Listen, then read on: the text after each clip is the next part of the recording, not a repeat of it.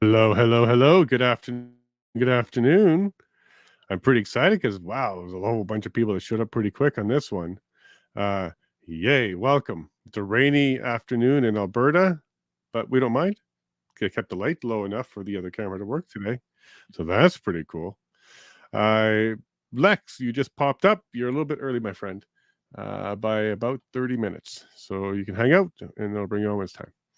Um, wow, look at all these comments. So I'm going to start off by saying hello to everybody. This is amazing. Who's doing this? Here we go. Hello, Ellen. First for Ellen. Good day. You're here this morning. You're here this afternoon. You're here to hear a whole bunch of guests from across Canada, aren't you?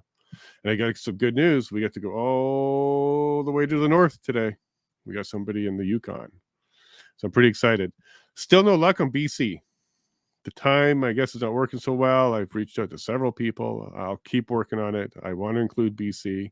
They want to be their own little island sometimes, but I'm going to keep working on it. So maybe next week I'll have somebody from BC for you. But I do have a whole whack of people for you today, so and some new faces. So I hope you enjoy yourself. Confused? No, that was Ali using my chat, and he typed "Hi, Jason," and he was trying to get hold of me, but he used the wrong window, so it went to everybody. And then maybe Joe says, maybe he got AI running his accounts now. Nope, but his name is Ali, A-L-I. So close. There's a L in between there. So A-L-I, not A-I. But Ali made a boop. Oops. And he put a message out to everybody. They got him. Oh, no. No, Alan, they didn't get me. But I got an unsolicited offer from the Clinton Foundation. Said it was short-term employment. Urgent. Hurry up. Should I take it? Thinking about it. Seems safe, doesn't it? The Clintons? President? Almost president? Gotta be good people. No AI. No AI. I do use AI a little bit to make my descriptions and the tweets for the show because I kind of programmed one and trained one to spit out show stuff. And it's helping. It's helping. It's saving me time. Thank goodness, because there's a lot of work to do these shows, folks. Didn't really, consider how much work, but it's there and we're happy to do it. Hey, Padge, you're saying hi to Ellen and Joe. That's awesome. Hey, Padge. Hey, Joe. I'm glad you're so early. That's awesome, man. Man, there was an AI. Authentic intelligence is the way to go. There you go, Joe. I like authentic intelligence. And hey, Padge. Mike comes from a box, right? Milk comes from a box, right? I think I'm falling out of conversation here. Nope, not Plaid Army, Joe. Plaid family. Plaid family. Absolutely. Plaid family. Plaid Army would be Diagolon. But we're Plaid family. And you're welcome to join. Tornado watch in Alberta. Boy, they're going to try anything to stop me. Hey, Ellen? They'll do anything. Even a tornado? Whew, that's a first one. Great to be here. Hi, Lex. I see your message. You're early. So you're not too early, though. Stick around for half an hour. 25 minutes. You'll be on. Check your mic and stuff. Make sure that's good. Hey, Charlie. Hi. Nice to see you again. Are you still on our Discord? You still there? Hang out there? What a great lineup this afternoon. You like that, Donald, huh? Yeah, most of them are kind of repeats, but we got a lot of people added today, including you. I don't think you were on before. So that's exciting to see you come on early, Donald. And Donald's also our guest for tomorrow for the entire episode. So we'll get to see him twice. Hey, Connie. Nice to see you. Got to reach out to you, Connie, about tomorrow. Okay, so please stand by. I'm going to reach out to you about tomorrow.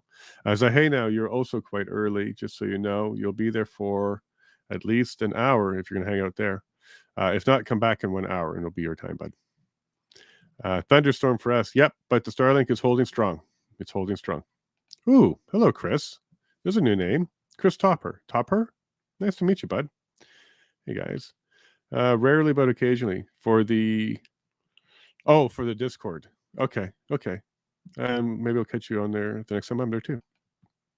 Hey, Chris. There's Ali. Okay. There's the one responsible for saying hi, Jason, when it wasn't me, and he just put it into the wrong window. That's all. But hi, Ali. And there's our superwoman, Tammy. Nice to see you back. You're kicking some butt out there. You're actually opening up your wings and spreading them and helping other people. That's wonderful. Great to see that. And hey, Padge, nice to see you too. Look at all this love. A lot of people are very happy to see each other. It's great. Welcome to the Plaid family. And Alicon. Yep. So Alicon would be my AI if you want to think of it that way. Yep, there we go. He's taking responsibility. It's pretty easy to type into the wrong window into the studio here. So we just roll with the punches around here. Roll with the punches. It's really amazing what we can do with just a little bit of technology nowadays. Like 20 years ago, broadcasting coast to coast, you need investors, you would need networks, you would need deals, you would need affiliates, you would need a whole whack of things before you could say, hello, good morning, good morning, morning, or hey, good afternoon, afternoon. You need so much just to get that going. So we live in a really cool time that we can do this because we are going coast to coast border, I guess we can call it. But again, I got to confess, we're almost coast. I tried hard. BC's hard to get somebody from there. But we got every other region covered, including the Yukon today. So that's going to be exciting. So you folks still on Twitter? I know Ellen is, and I know Tammy is. Who else on here is on there? Donald's definitely on Twitter. I'm not sure if Connie is, but she's on Facebook. Joe's definitely on Twitter. He does a lot of Twitter spaces. It's starting to get to be a pretty good place to be. I'm starting to really like it. Twitter spaces especially. We can maybe talk to Joe a bit about that. But yeah, Twitter spaces are pretty cool because it gets you into a place to connect to a whole whack of people. They don't even have to be invited. They can just come as long as they know about the link and come. So I'm going to be doing one tomorrow. Yeah, tomorrow. My buddy Chris is doing his. Chris Erickson. So go into my Twitter, you'll find his last tweet. Tammy knows who he is. This guy is amazing. He's in BC, but he respectfully said he was too busy prepping for the show. He's got the show to get ready for. Maybe he'll be on next week, by the way. But yeah, Chris is doing a Twitter space, and I'm so happy because this is exactly what we need. We need a lot more voices like that, whether it's on YouTube, Rumble, Twitter, anywhere. And Chris is one of those cool guys who really understands the political system well, like very well from the inside. And he's a really smart guy, very observant, and quite articulate. So when you get to listen to him, you're going to enjoy it. That's for sure. And somebody just hit me up for a BC. For BC, can you get them? So this is Joe listening to me. Joe, if you're listening, see if they want to be on. We got like a good hour and a half before it would be their time. So just to be clear, Joe, they would need to be ready for 6:10 Mountain Time. So it'll be 5:10 Pacific. So if that works out, let me know through Twitter and we'll make that happen. You can actually just share that link with them I gave you. If they say yes, give them that link. And then if they pop up, I'll put them on. Okay, Joe? I trust it. And then Tammy, definitely. Yeah, Chris. She likes Chris because he's very, very welcoming. He's a loving person. He's one of those souls out there that you definitely want to keep connecting with. And he's doing his own show now. So I'm very happy. And what's Ellen saying here behind here? Not cut out. Okay, Ellen, one of these days I'm going to get you behind the scenes and I'm going to meet you. You sent me an awesome audio clip today. What she did was she took our theme song and turned it into something else. But that was pretty neat. I really like that. It's like fan art, right? When people do that. It's pretty neat. Thank you, Ellen, for sharing that. Right on, Joe. Get BC. If your last option, Joe, is sing, we'll take it. But see what you can do. Right there, Joe. Thanks, buddy. Hey, Peter. We are now Twitter friends. Hi and hello to all. Cool. Hey, Peter. Yeah, you had some fun in the chat. I didn't see it. I have no idea what you were talking about when you Twittered me, but happy to help out. And yeah, we got some cool people in this chat. And even misunderstandings can be washed away pretty quick. So thank you there, Peter. And let me go see what else we got here. Hey, Tammy's saying hi to Peter too. You guys should connect on Twitter. Peter, she's under Tammy TNT Designs. You'll find her. Hey, Matt. Nice to meet you, bud. Did we meet before? I know there's a Matt with 2 T's. I'm not sure with a Matt with a single T. Here you are too. Yeah, so welcome, bud. Yeah, welcome. Nice to meet you. Let us know if you've been here before, if this is your first one. And if this is your first one, why are you here? Actually, everybody in the chat, if you're here because you're usually here, just put Jason. But if you're here for a specific guest because you heard about them and you came to the show for the first time to see them, put their name in just to see who you're here to see. Let me count them. By the way, there's one that hasn't confirmed yet. So let me just check my email because it was an email contact. Let me see if it confirmed. Don't think so. But it doesn't mean they won't be here, okay? Because they did this last time too. They didn't confirm, but they did show up. So we'll see about that. But that will be Nova Scotia. That will be Josh Udall from the Elevate podcast. And then we're going to have Quebec, where we have Gov Corrupt. You guys know that one. You saw him last time. We had a full episode with him. He is all over Twitter. Most of you are already following him. He's going to be back. And you're going to be seeing a lot of him because he wants to do a lot of stuff on this show, which is great. And then there's another podcast out of Quebec called the Big Puff Podcast. They're actually in the lobby right now. I can see them right there. You can't see them, but I can see them right there.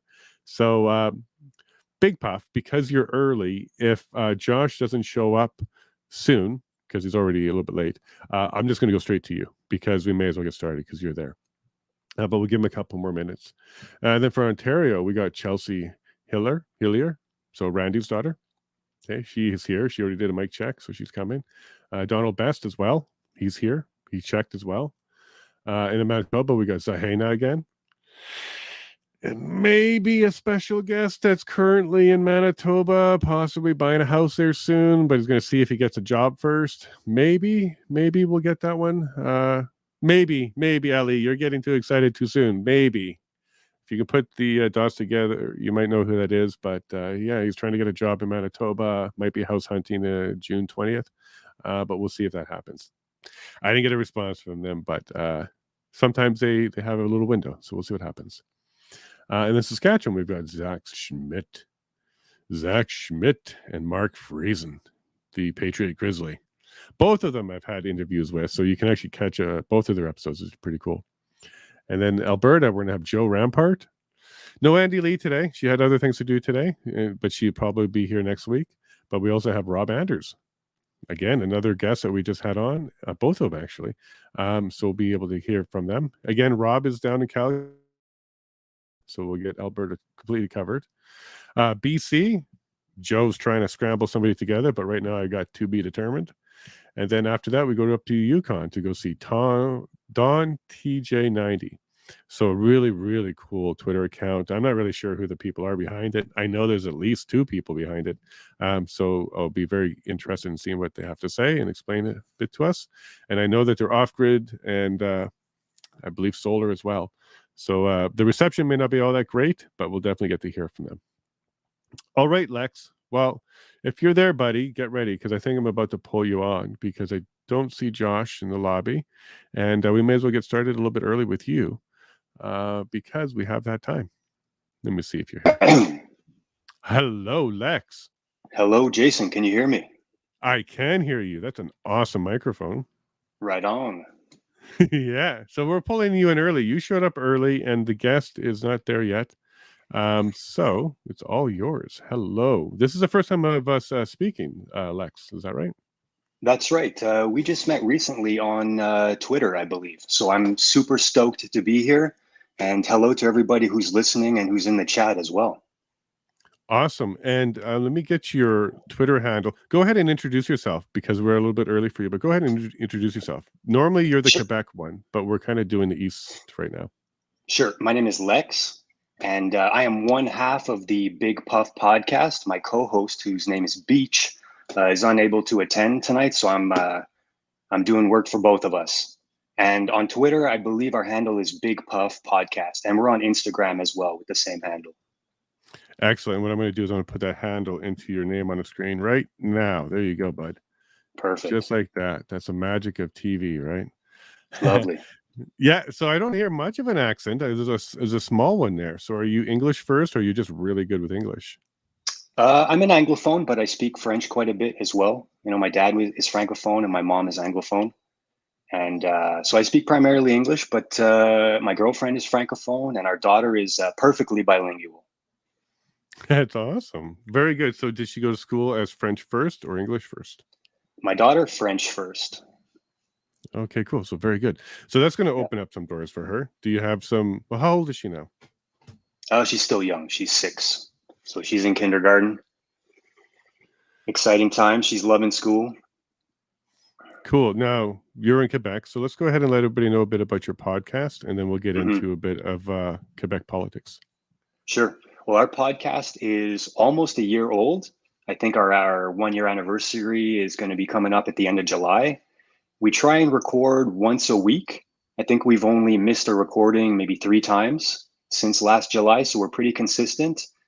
And my co-host Beach and I, we started it. It's really just a hobby, right? We're both we have careers, we're family men. We don't have a lot of time to devote to it, but we felt compelled to get our voice out there to Canada and to the rest of the world because of what happened over the last few years.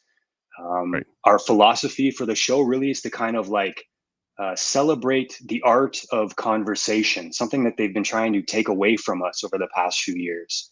And so we felt really just driven to get together, to meet once a week, and to sit down and socialize amongst ourselves and just get a conversation going and then put it out there.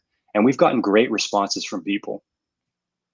I'm not surprised because that's what Canada needs right now. We need a lot more voices and a lot more conversation. And I'm really pleased that you went and took that initiative to do that with Beach.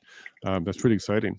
Hmm. Now, when you got into it, was it political at first, or maybe culture or social? Like, where did you go with your podcast at the beginning, and where are you Yeah, today?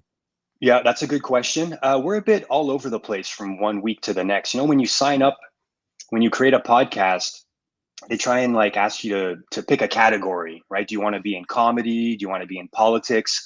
And we picked philosophy actually, because if you look at the root of the word philosophy, philo means to love, and philosophy comes from Sophia, which means like knowledge or wisdom. So philosophy is just a love of knowledge or wisdom. And we chose that category because it's very, very broad. We didn't want to kind of box ourselves into any one topic or category. And so from one week to the next, we just go with kind of whatever's on our mind. It can be politics, it can be cultural. We've devoted entire podcasts just to, you know, things like Hollywood or music. And then the next week we'll talk about environmental issues. So we're really all over the place. Well, being in Quebec, you certainly have a lot to talk about, especially on the COVID side of things, because you had some of the harsher mandates and stuff than anybody else. Obviously, you were there for that, so you want to kind of Hmm. remind us what that was like for you. Yeah, it was hell. It was complete hell. Yeah, Yeah. one of the taglines for our show is that we say that we're from the shadow of the bomb, right? Meaning that there is Mhm. always this bomb that is just hovering over the province of Quebec, and we're standing in the shadow of it. There's always this threat or this sense of doom. Now that's an exaggeration. Obviously, we're being hyperbolic, but there is something unique about Quebec within a Canadian context, and within the COVID context. Yeah, we had it real bad. We had it real bad, and we're still suffering the effects from it, politically, socially, economically, culturally. It's been a strange ride in the shadow of the bomb, no doubt. Now, one thing we noticed was you would have neighbors turning in neighbors and that kind of stuff. So it was really difficult, I think. Do you still have that division, or are people starting to kind of get back to normal life now that the restrictions have pulled back a bit? Very good question. Now, during the height of the pandemic, I was living in Montreal, right? I've lived in Montreal my whole life. Okay. I actually had the police called on me from by a neighbor, Oh, over wow. COVID politics, right? And you know which neighbor that was? Like, you're aware of who it was? 100%, right? Okay. And So that's I, that's the tough part because you actually know your neighbors. yeah, well, we were living in a condo at the time. Hmm. And when they brought in the measures, it went from feeling like a condo to feeling like a beehive. And people started snitching on each other straight up, right? And started trying to impose new rules on the community in the condo as well, trying to impose mask mandates within the condo dwellings and whatnot. And that Hmm. caused a lot of conflict. Yeah, it even led to the cops showing up at my door. And at that point, I said to my girlfriend, I was like, we need to get out of here. We need to get off this island because one of these days I'm going to end up in a cell, right? Right. Right. And so we moved off the island. We went rural, right? I'm in Western Quebec near the Ontario border, and things are drastically different out here. Very, very different vibe. You don't Yeah, see whereabouts? masks. Are you near Lachute? Like whereabouts over there are you? Well, south of the St. Lawrence, right? So Okay. around, it's called the Vaudreuil-Soulanges area, right? It's west of Montreal Island. And it's very rural, and it's a very different vibe out here. Even post, we moved out here when COVID was still raging, and it was Right. still remarkably different. Yeah.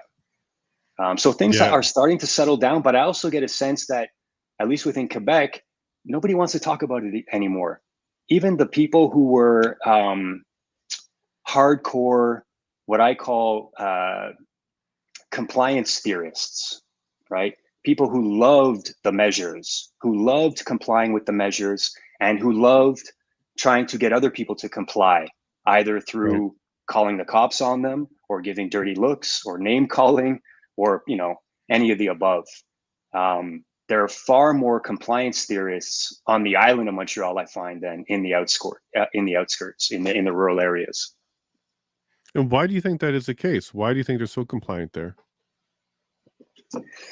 Good question as well. I can only really speculate, but Yeah. maybe it has to do with there are socioeconomic factors at play, Okay. potentially. Maybe level of education factors, right? One thing that I kind of noticed anecdotally is that the more educated a person is, the more compliant they seemed to be. All those years spent in government schooling institutions, right, in universities, that breeds compliance. And these people end up being conditioned and programmed for these types of measures. Whereas when you get out into the rural areas, maybe people have lower levels of education, they've spent more time working jobs where there are real consequences to their jobs, and they are less compliant, they're more independent. That would be me speculating a bit. I chatted with someone else about this question as well, and he was more rural as well. And his take was, because you're rural, you have to be more self-sufficient. You have to, plan ahead a little bit more. You can't just run to the corner store to grab supplies. You really have to be far more prepared and think about that. So for him, it gave him a different mindset on how he thinks about life, because he's more reliant upon himself. Whereas when in the city, you can call your food, you can just walk in around 15 minutes everywhere, right? Everything's 15 minutes in the city. Mm-hmm. Right. So, and that was kind of where he was going with that. People in the city rely upon this infrastructure far more than rural people rely upon an infrastructure, because we don't really have one. What do you think about that? I agree 100%. And it makes me think of Roman history. In Roman times, during the Roman Empire, when you had engineers who were building bridges and aqueducts, Mm-hmm. one thing that the engineers were forced to do was, when they were going to take away the scaffolding from a bridge, the architect and oftentimes their family were required to stand under the bridge as the scaffolding was taken away, so that Right. if the bridge was shoddily built, the architect and his or her family would pay the consequences, right? Yeah. How many people in today's day and age have to deal with the consequences of their job not being well done, right? In an Well, urban setting versus a rural setting. yeah, that's a good point. And the last time I heard of that particular type of thing happening was 1999, December 31st, just before midnight. So in Japan, all their airline executives had to be on an airplane by the stroke of midnight for year 2000. For real. For real. Yeah, that happened. Yeah, all the Japanese airline executives had to be in airplanes at the stroke of midnight to show all the public it was safe. So that was the same thing with the aqueducts there. Amazing. That's a great story. I've never heard that before, but Yeah. that really rings true to me. Yeah. No, I was in the Y2K thing. I was all over Canada doing it. I was in Nova Scotia doing it. And that was one of the stories that floated around, because we thought, wow, that's serious, because a lot of people were paranoid. If you remember that time, they were really scared.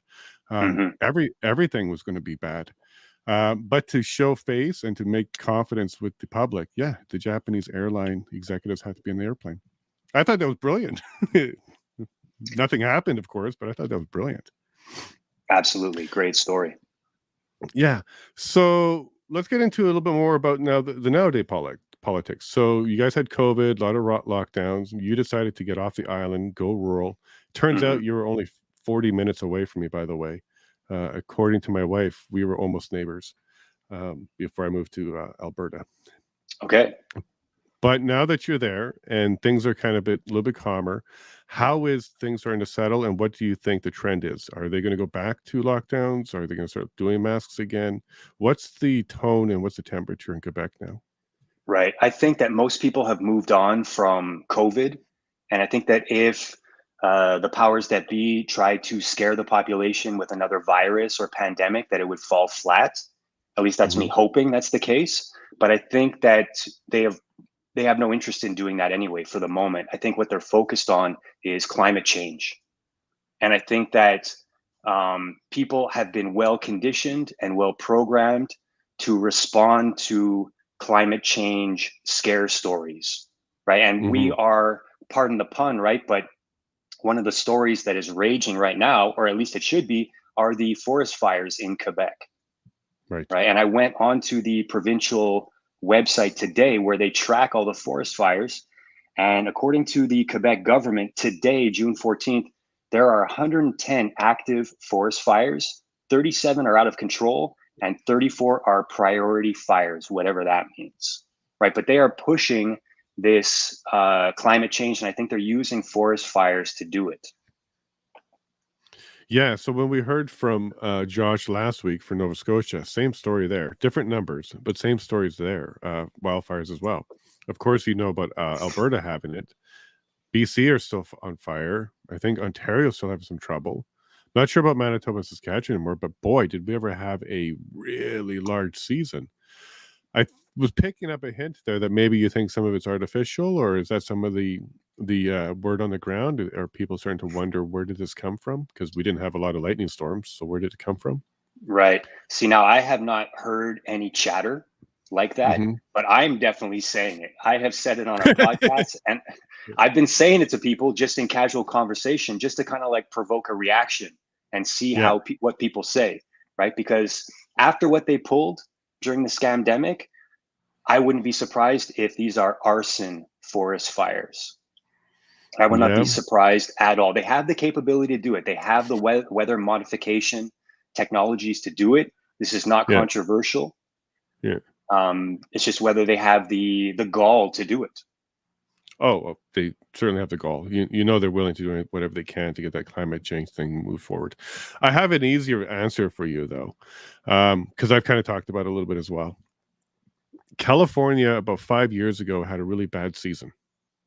Not sure if you remember this, but it was kind of unprecedented. But everything out of California is unprecedented. But they had a really bad season.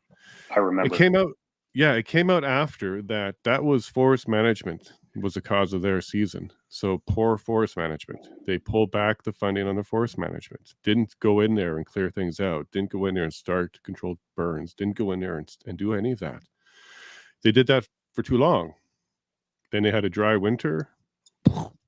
Nothing but kindling. All of a sudden, several years later, it looks like Canada pulled back a little bit on its forest management coast to coast.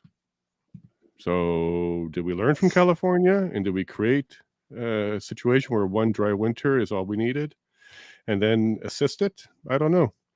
But it was a coast to coast fire, and I guarantee you, you're not wrong. We're going to be hearing about wildfire, smoke, particles. We're going to be hearing about that for a long time. And one person I spoke to in the UK thought that maybe because Canada has so many trees, we should be carbon negative. But because of this, we might be carbon positive on a global stage now. So this might be a way for them to counter the argument that we have so many trees. Why we're paying into this carbon thing? But now, if we're also a source of fire and smoke, it kind of cancels that argument. I don't know where that's going. It was just a conversation to have because it's interesting how poof, an entire country goes up.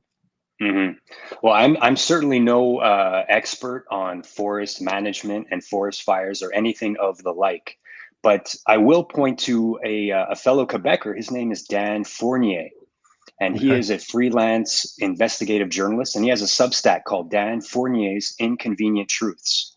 and he Oh, published cool. an essay. Yeah, I encourage everyone to check it out. And he's actually going to be a guest on our podcast next week, which I'm very much looking forward to. And he has an article that he published just a couple days ago on these Quebec forest fires. So I encourage everybody to go and check out his Substack, because he makes a very compelling argument for why they very well could be man-made forest fires using Okay, we'll check it out. using potentially directed energy weapons to start all these fires. Hey, what's up, Kevin? Hey, what's going on, man? Good to see you, man. Yeah, I was just catching the tail end of your conversation, and I was actually in California during that time, and I have some pictures. I sent it to you, Jason, onto your Twitter inbox. Okay. So basically, this was a vineyard, right? It was up in the mountains, and it was a mansion, and all that was left was the steel girders and the concrete floor. Everything was torched to the ground, and it was an established winery. Okay, I'm not finding it, but you can do a share screen on your side if you click that present option. It's on my, I'm using my computer, and this is on my phone. Okay. So I just sent it to your Twitter inbox. If it comes up, sometimes it takes a few minutes, but if it does come up, it should be there. It said that it was sent to you. Sure. But yeah, it's really interesting. And, you know, I get to walk around California, and I remember this one town that was engulfed in like 1 or 2 days. And it destroyed like 90%, if not more, of the town. And it was pretty crazy going on, actually being on the ground and seeing it happen in real time. There you go, bud. Yep, that's it. So what are we looking at here? So this was it was a winery. So you can see down, and you go down, you see like that little palm tree. So that was where all the grape trees were, and this was a mansion. A 2-story mansion. I guess it was where they actually did the bottling, and it was torched. There was absolutely nothing left, and it was pretty hard to get into it because it was all taped off with police tape, do not enter. But me being an investigative journalist, I wanted to get a better look. Well, where's the burnt grass all around it? Well, this picture was like 6 months to a year after the fire, right? Okay. Because if this was like the day after or something, yeah, it's too clean and there's no burning.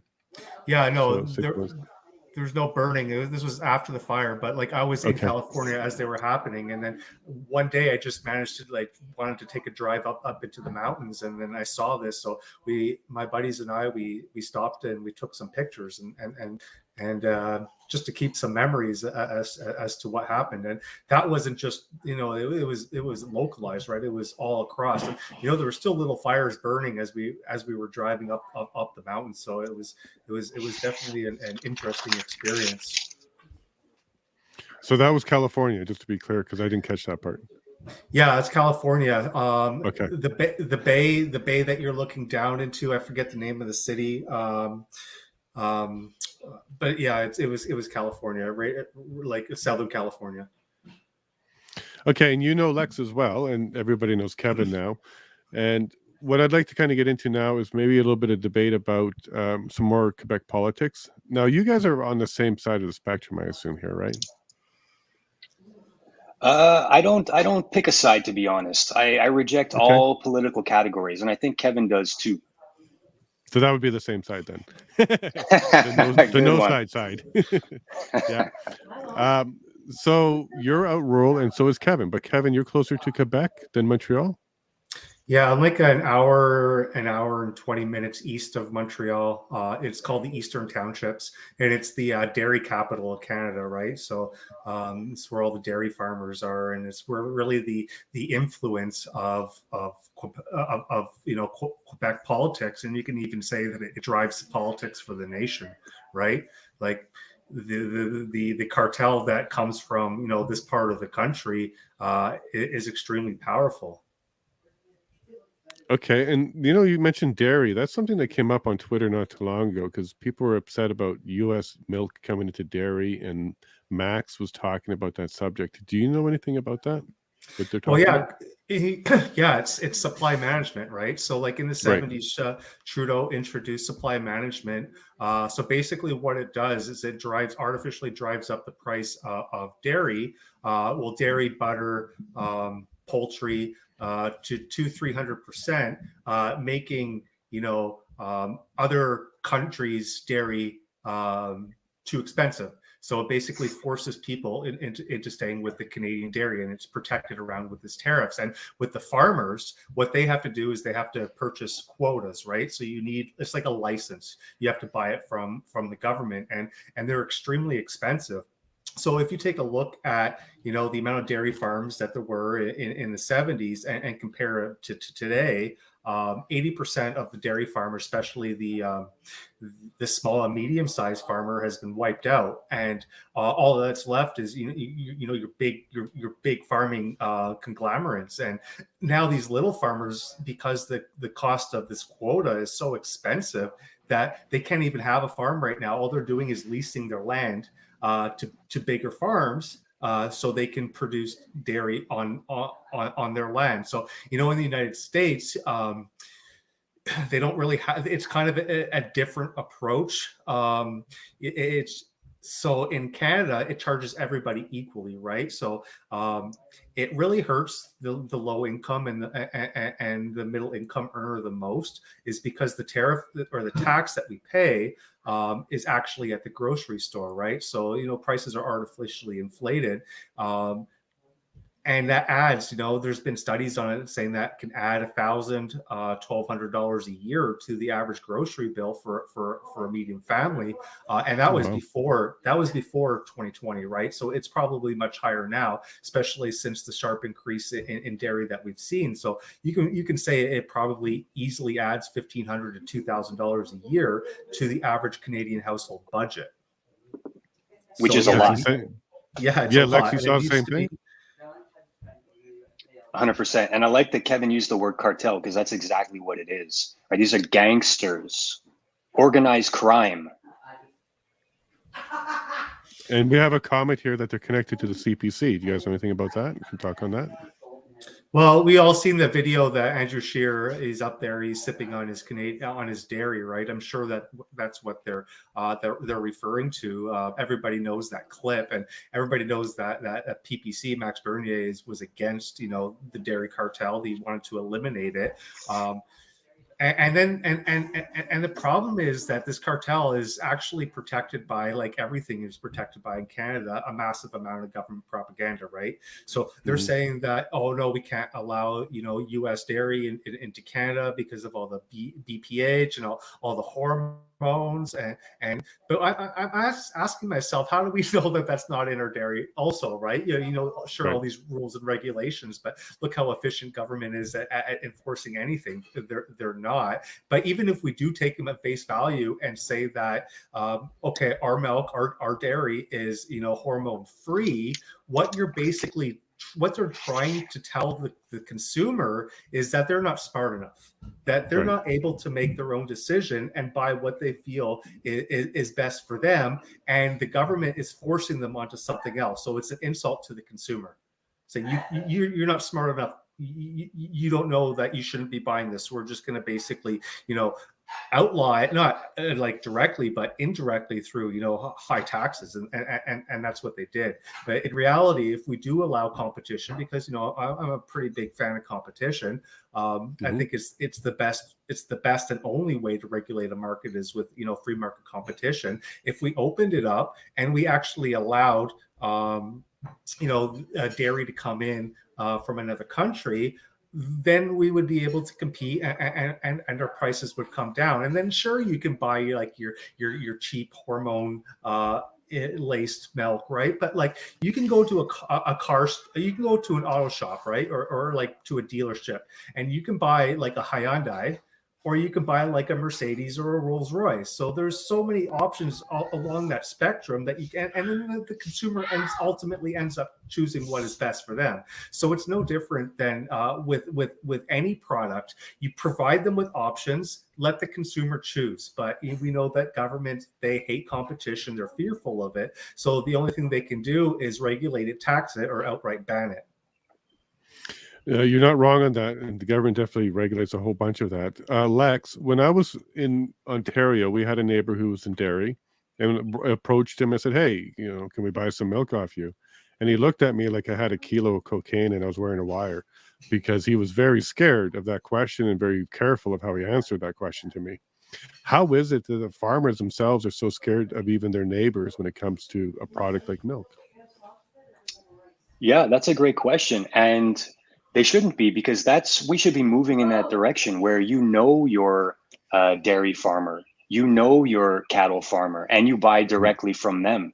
Since I've moved out of the city, I do buy some of my food directly from farmers within the area, right? That I know personally. I've even had produce hand delivered to my home, right? And I feel like everyone should be trying to move in that direction. Get to know, either grow your own food as much as you can, and get to know personally the people who are, right? And going back to something that Kevin said as well, right? He's a fan of competition, and I agree 100%.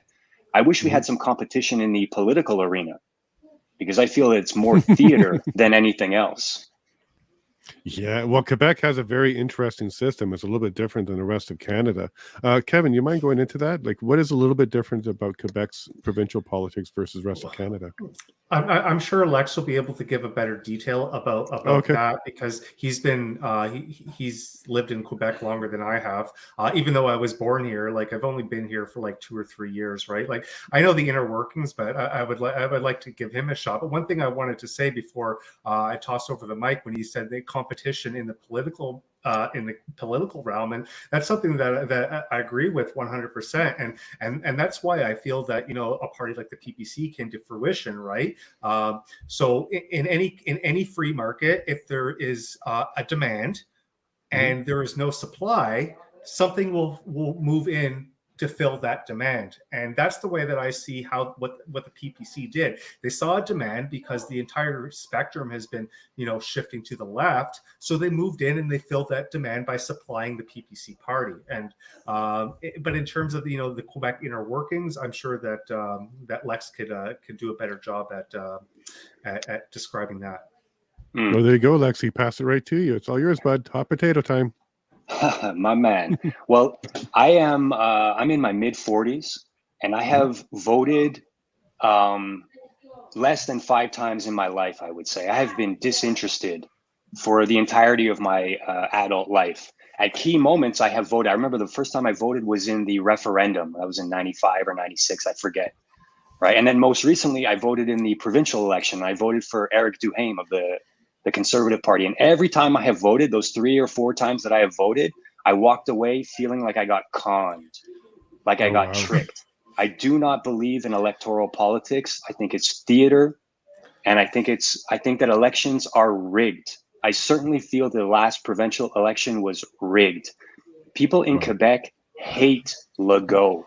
He was going to different public events leading up to the election, and he was getting booed by crowds. And then he wins this landslide election. I do not buy it. And I will never vote again until there's a politician who runs and who talks about election integrity. They are all allergic to that topic of election integrity. They run from it. They give canned answers. And to me, that is a big tell.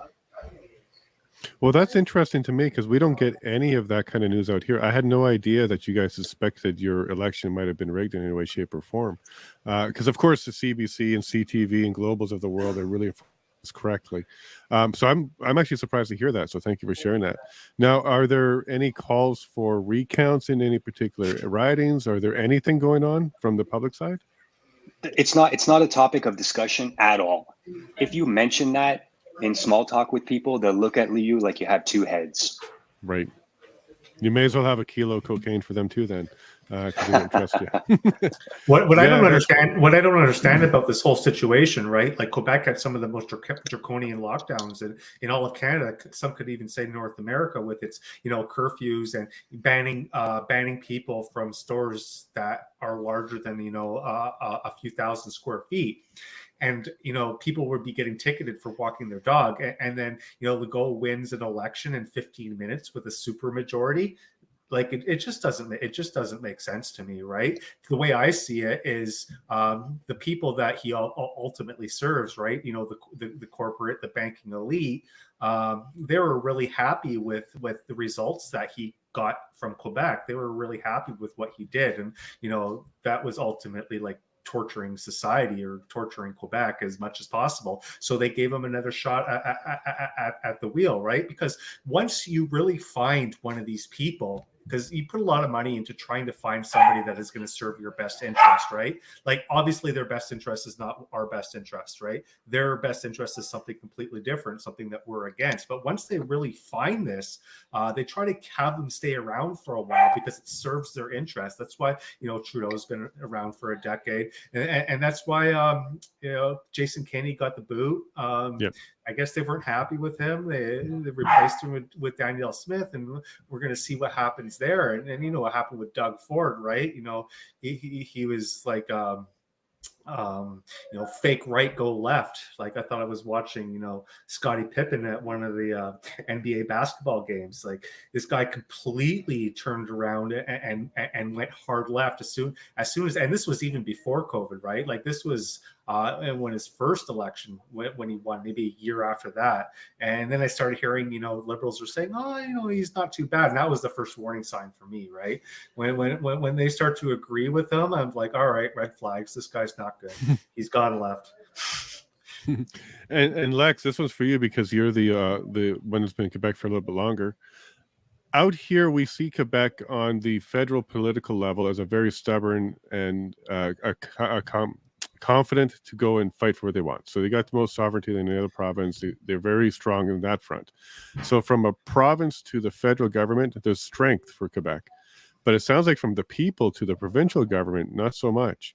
Are you seeing two types of Quebec, or is this just Quebec leadership is very aggressive federally and towards their people? Like, what am I seeing here? That's a good question. I'm not sure how to answer it, but I would say this. Quebecers are not as politically invested as you might think. I don't know what it's like in the rest of Canada, but most people don't talk politics in Quebec, right? It's kind of a taboo subject, right? You don't talk about religion and you don't talk about politics. And we even have an expression in Quebec where it translates to, did you win your election, right? It's seen more as a game, right? And then in between elections, people just don't talk about it. And I think there's a big divide as well between, going back to what we were saying earlier, this divide between the rural and the urban populations, a real kind of disconnect. And that serves the politicians well, to have us divided, to have us disconnected that way. Easier to rule, easier to control and manipulate. Yeah, and now that I'm thinking about it more, it seems very tyrannical because they control the people to silence, and then they fight with the federal government to their whim. So they're in like full control of your provincial leadership, it sounds like. And I would add, right, and I think Kevin might agree with me on this, is just say the elections were not rigged. Just say they did have integrity. Is that even the best system to be operating under anyway? In a democratic society, to me, what you end up with is tyranny of the majority, right? So even if you can have fair elections, you're still dealing with a population that has been heavily propagandized by the government and media, and that influences election results, even if they are honest. Absolutely. And some people brought up options like making it all public, like you get to see who votes for what. But I think that would be even worse because it would be chastised and it'd be outed then. It's a tough system to try and fix. Kevin, closing comments before we move to Ontario? Yeah, so the only way I can see us really fixing the electoral is I always talk about it, it's with education, right? You have to go into the education system. So you actually have to educate, you know, 1 or 2 or 3 generations of children as to what the dangers are of what they're supporting, of, you know, big government, you know. So if you want to really have an educated population, you have to get the government out of the school system, and then maybe you have a chance to have fair elections, you know, 2 or 3 generations down the road. Yeah, it sounds like it doesn't matter what province you're in. It comes back down to education and the access to your children.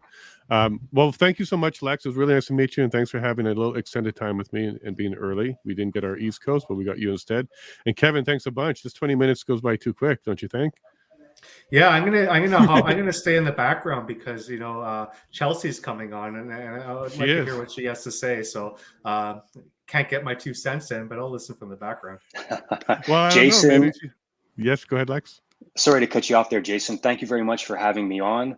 Kevin, always a pleasure. And I'm going to stay on too. And the person I'm looking most forward to listening to is Donald Best. I have a lot of respect for that guy. Yes, he's next. He's coming up. He's going to take your spot right now. Thank you, Lex. Awesome. Yeah. And you guys can stay in the lobby. That's fine. That works for me fine. Chelsea and Hi. Donald Bass. Look at that. Hello Ontario.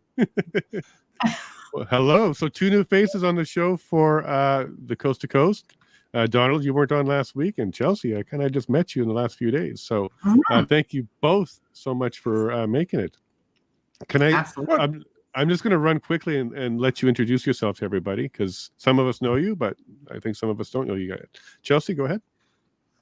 Okay, so I am,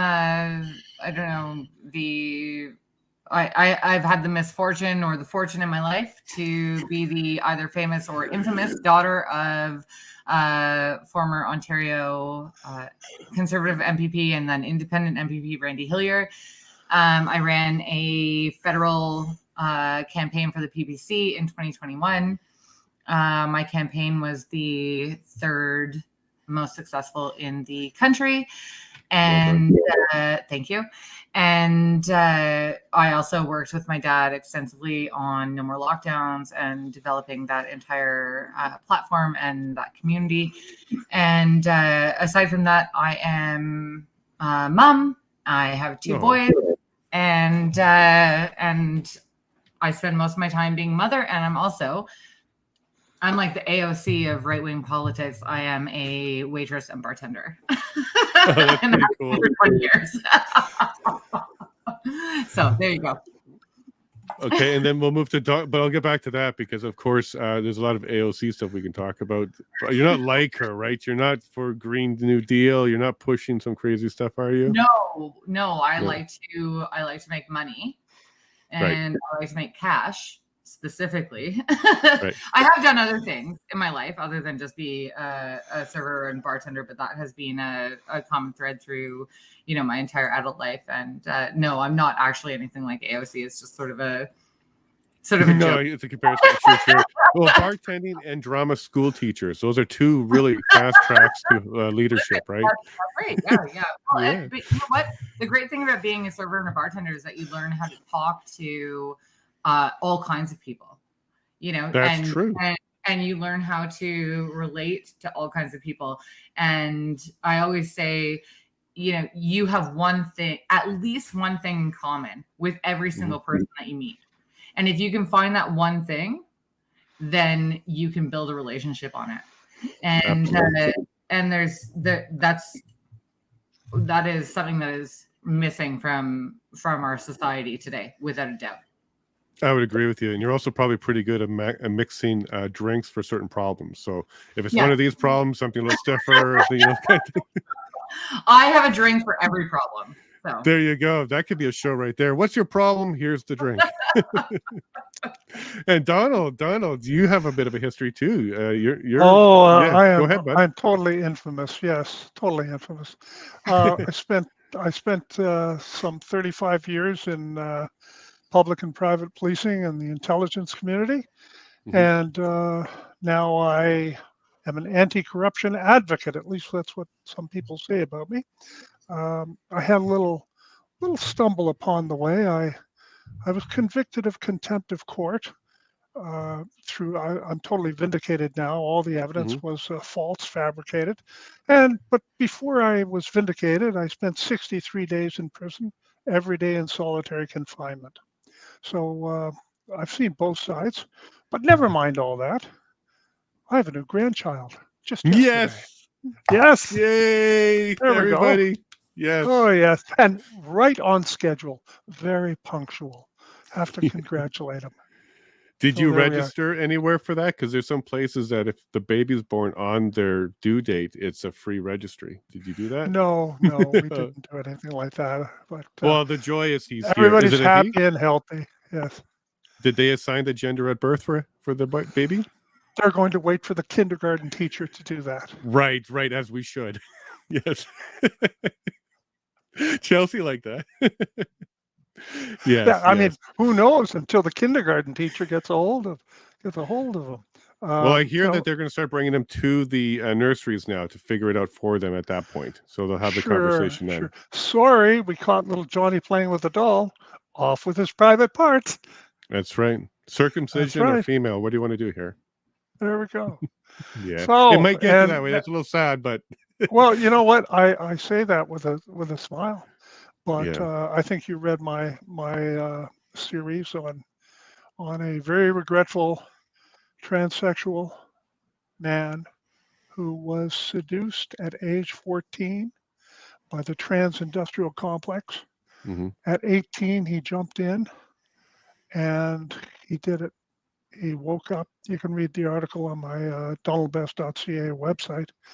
And he woke up knowing that it was just the most terrible thing that he had ever done. And he succumbed. It's a propaganda campaign, but that's part of and just like good and just like good media, I'm going to let everybody know that tune in tomorrow to get the rest of that story. Donald will be here tomorrow, and that will be the main topic, as we'll get into those. So take this opportunity to go to donaldbest.ca and read that article, catch up on that series, and then get your questions ready for Donald, because he'll be live tomorrow at the same time. Thank you, Donald. Now, I do want to get into some Ontario politics, because we want to get into the regional stuff. What's going on with you guys? So, Chelsea, whereabouts in Ontario are you, without giving us your Google point? Everyone knows where I am. Okay. It's not a secret. I'm in Eastern Ontario. I live in a town called Perth. Perth, okay. I'm an hour west of Ottawa. I was born and raised half an hour east of here in a town called Carleton Place. I lived for many, many years in Ottawa, and once I moved away, I continued to work in Ottawa for many years. So it's a city that I never want to go to again. Yeah. And try to avoid at all costs. But well, you're running as an MP, so you're on the wrong path. I'm in the Ottawa Valley, so I did live in South London for a period of time. And that was where I ran my federal campaign, but certainly my roots are here in Eastern Ontario. Okay, cool. So one question I had for Quebec, which I can ask you as well. You guys weren't as bad as Quebec, but you were pretty close, because I was in Ontario, the Alexandria area, so not far from where you are, Glengarry. And I was there when COVID started, and we had the whole phone was kind of tracking us. If I went to the store, it would buzz me to remind me not to do that. What is it like now? Are there still masks everywhere? Are people starting to calm down?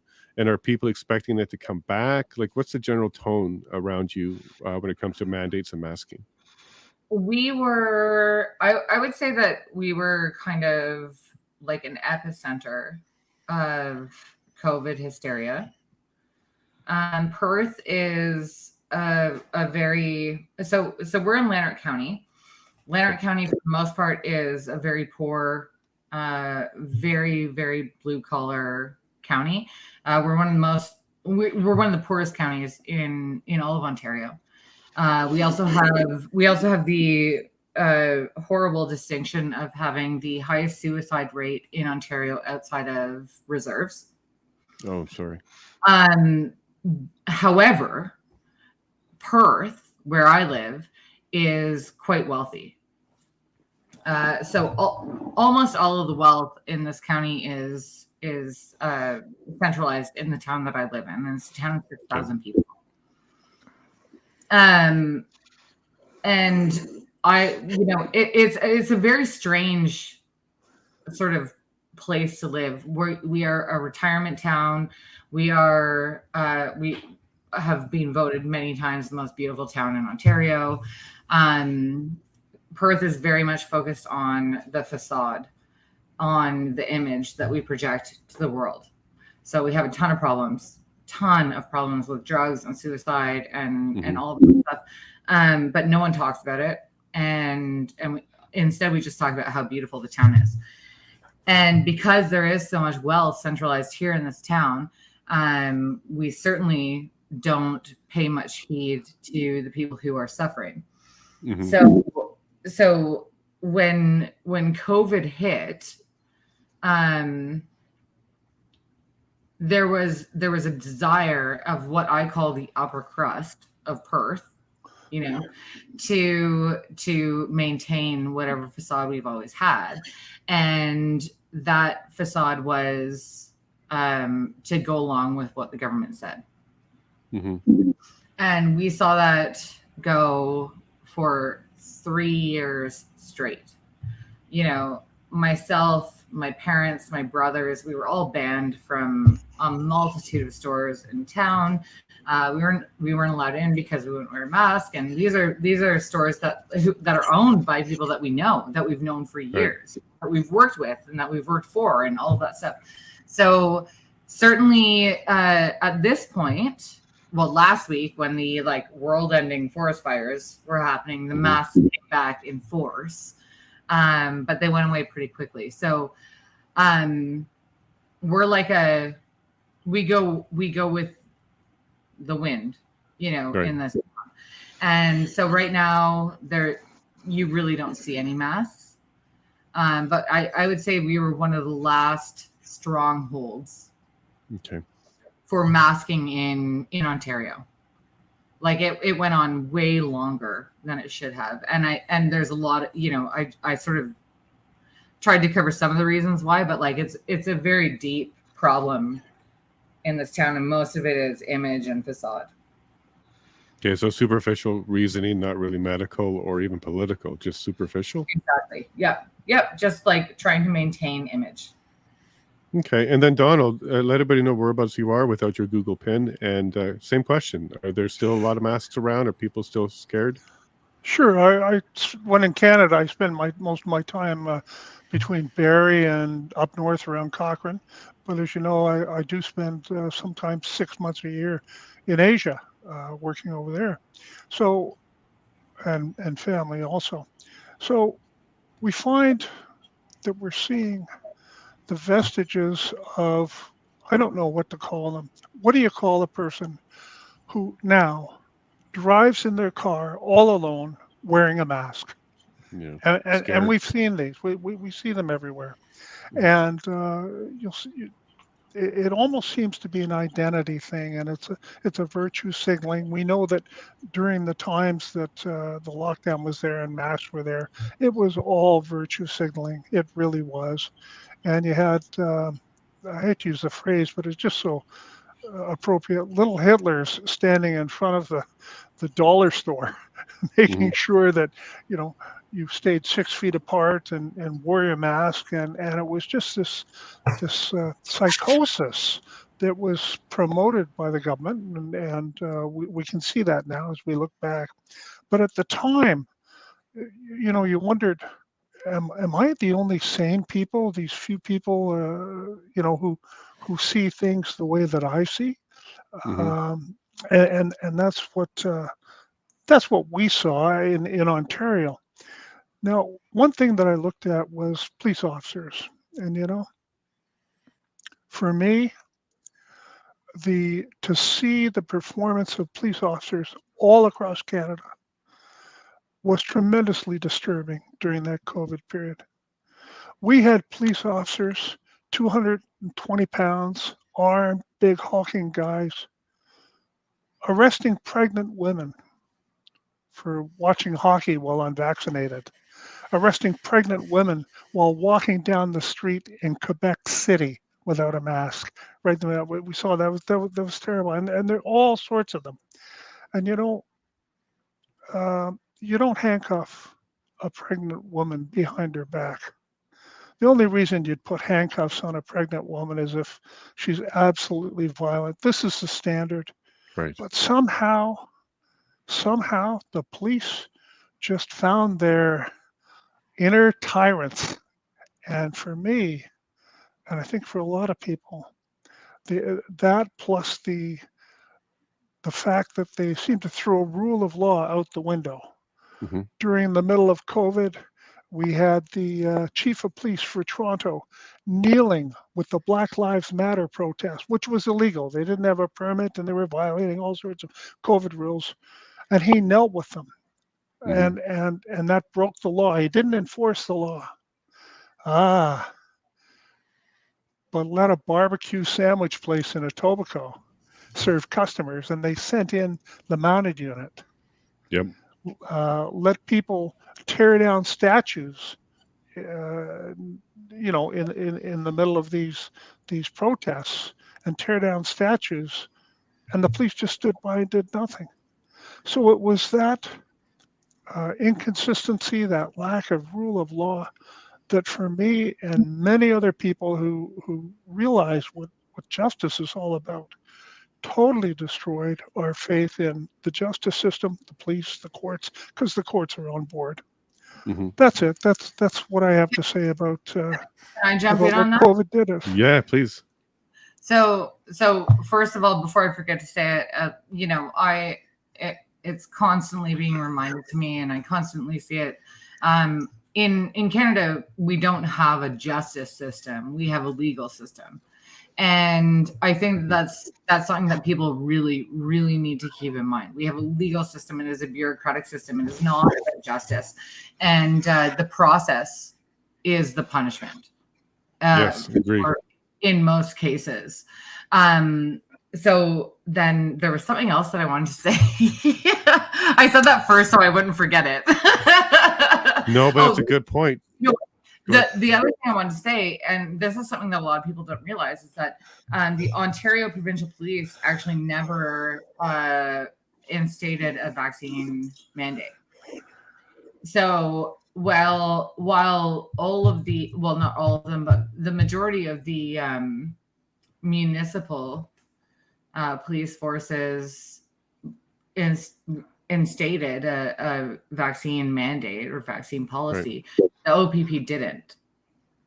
And now years ago, when I was a teenager, so we're talking 20 plus years ago, most of our municipal police forces were disbanded and became OPP. So, right. Where I live, Leonard County OPP now, where it used to be Perth Police and Carleton Place Police and, whatever. So it became the Leonard County OPP. And at the time, it seemed like a really bad idea. We liked having community policing, that our police officers were from the communities that they were serving in, and it seemed very dangerous. Like, for people like you and I, and probably Donald and most people listening, centralization of power is never the ideal.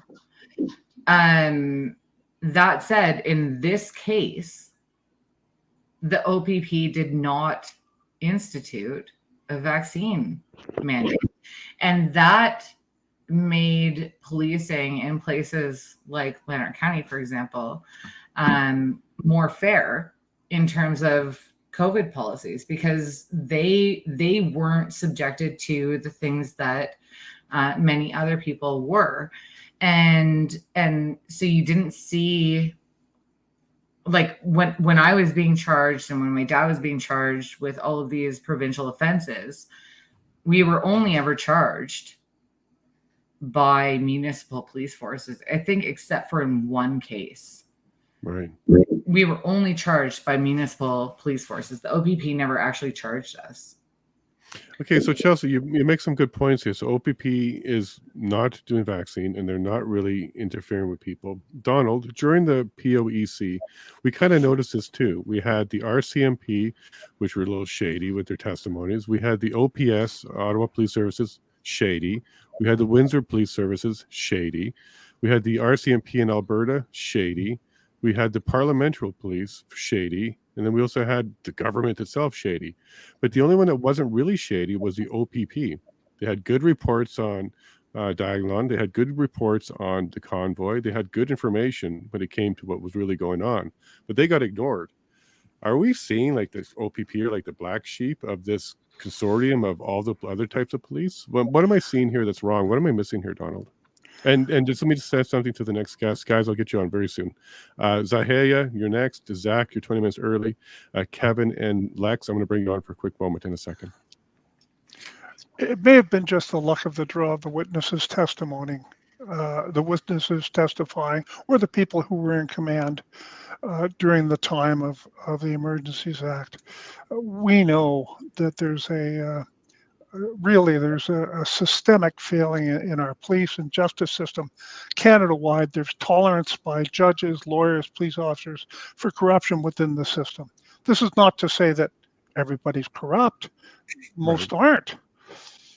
But even if it's just that small core, if the majority see it and ignore it, it has the same function as everybody being corrupt, everybody being brutal, everybody breaking the law or lying in their testimony. And it's really a culture.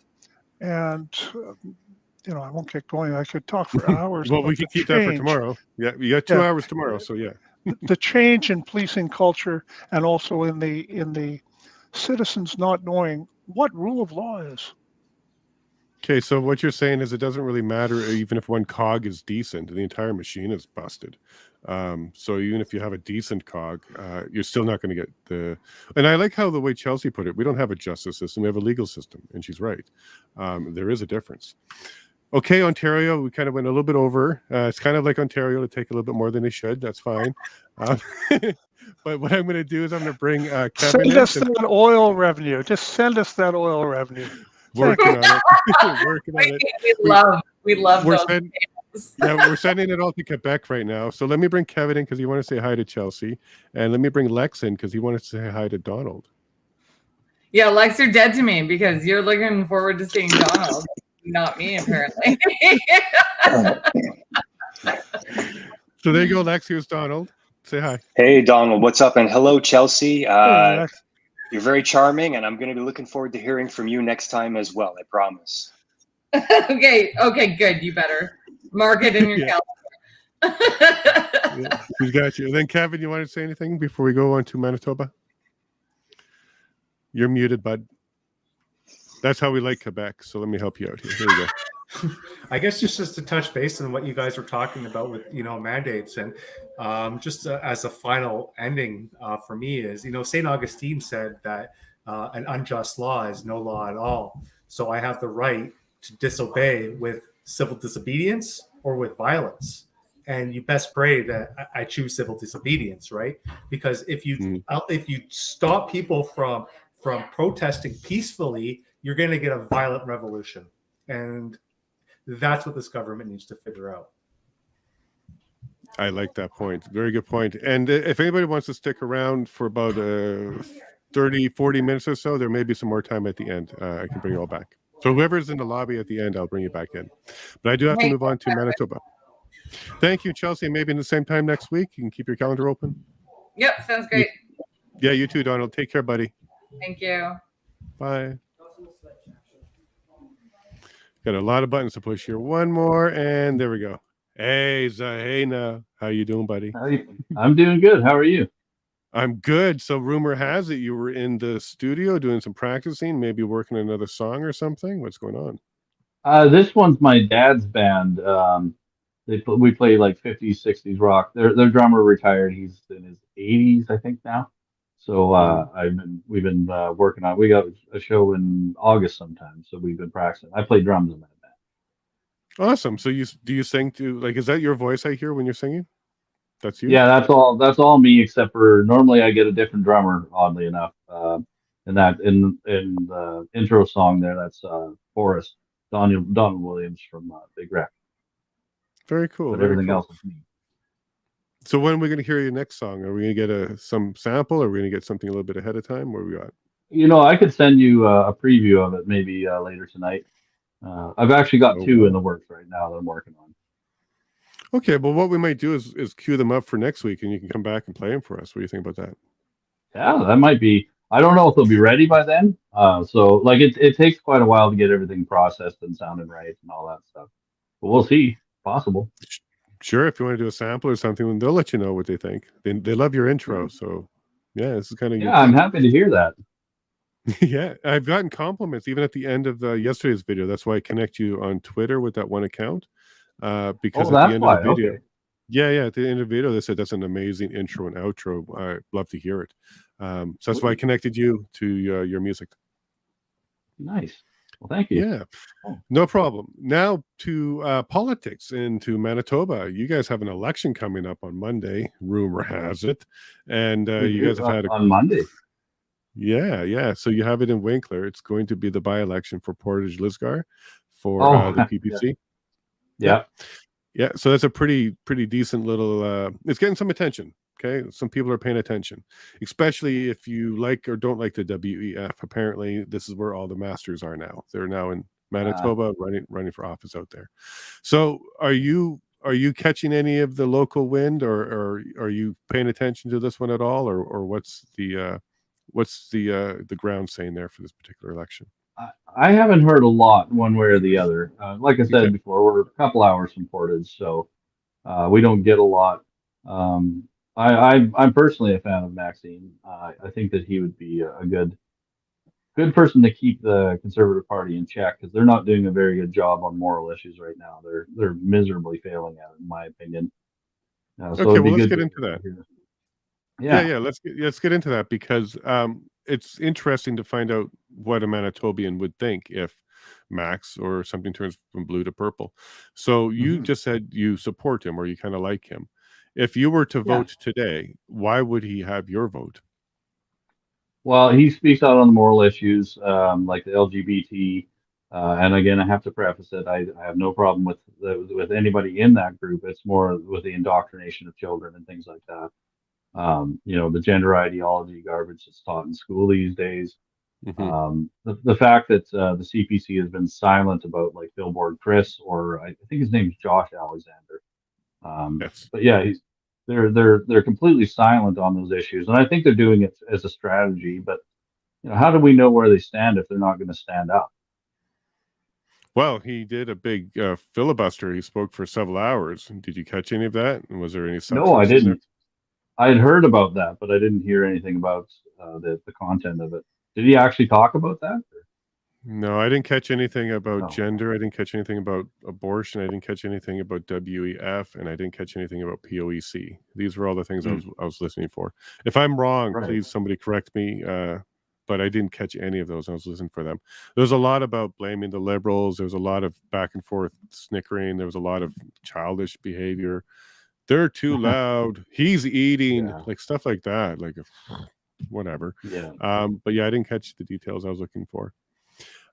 So since we talked to you last week, what has changed? So we had a bit of an update from your provincial leadership. Has anything changed there? It's about the same, or is there a new issue? The last I heard is the NDP has I think it was a double-digit lead against the Conservatives provincially, which I don't think is good. I don't think Wob is going to be a good leader. He seems like a nice enough person, but yeah, our Heather's not. I don't know if she can pull it out of the fire at this point. People are pretty mad. Our healthcare system's right on the verge of collapse. We've got a bunch of, can't remember which union, but a friend of mine's in that union, and they're about to strike, and yeah, not good.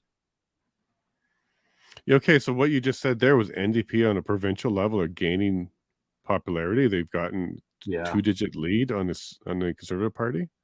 that's the headline I saw. I didn't read the article, so I mean there might be more to Wow. it, but that's what I had last heard. Yeah, And your election, I think, is later this year, in the fall of this year.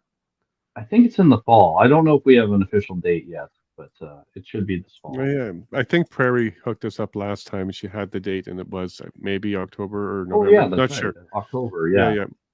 Yeah. Yeah, so maybe that's why you're starting to see the headlines and they're starting to make their way towards that. So Yeah. if it went to NDP, what would you think about that? Well, last time we had NDP here, they did a terrible job, as NDP tends to do. I don't think they base their views on any sort of form of reality. It's more of a socialist utopia type vision of the world. And as we know, socialism never works. It always ends up with starving people, if you're lucky. It doesn't go as far as murderous regimes, but it never does well. I don't know of a well-run socialist province or country or anything like that. So, Yeah. And there we go. Matt mentions it's October 3rd. October So thank you 3rd. very much for that, Okay. Matt. Yeah. So just I'll in time hopefully for remember Halloween. that. Yeah. Yeah.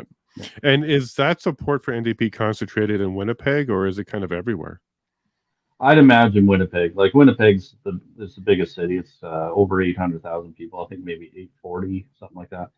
So I mean, they have the majority of the ridings in there, and Mm-hmm. so yeah, the rural areas don't get much of a say. Is So Brandon yeah, another hotspot? I'm not too sure. To be honest with you, I don't really pay a whole lot of attention to provincial politics all that often. Only when it gets interesting. And this one, to me, it's just like there is no winner in this as far as the people are concerned. I think it's all just lose lose, Okay. unfortunately.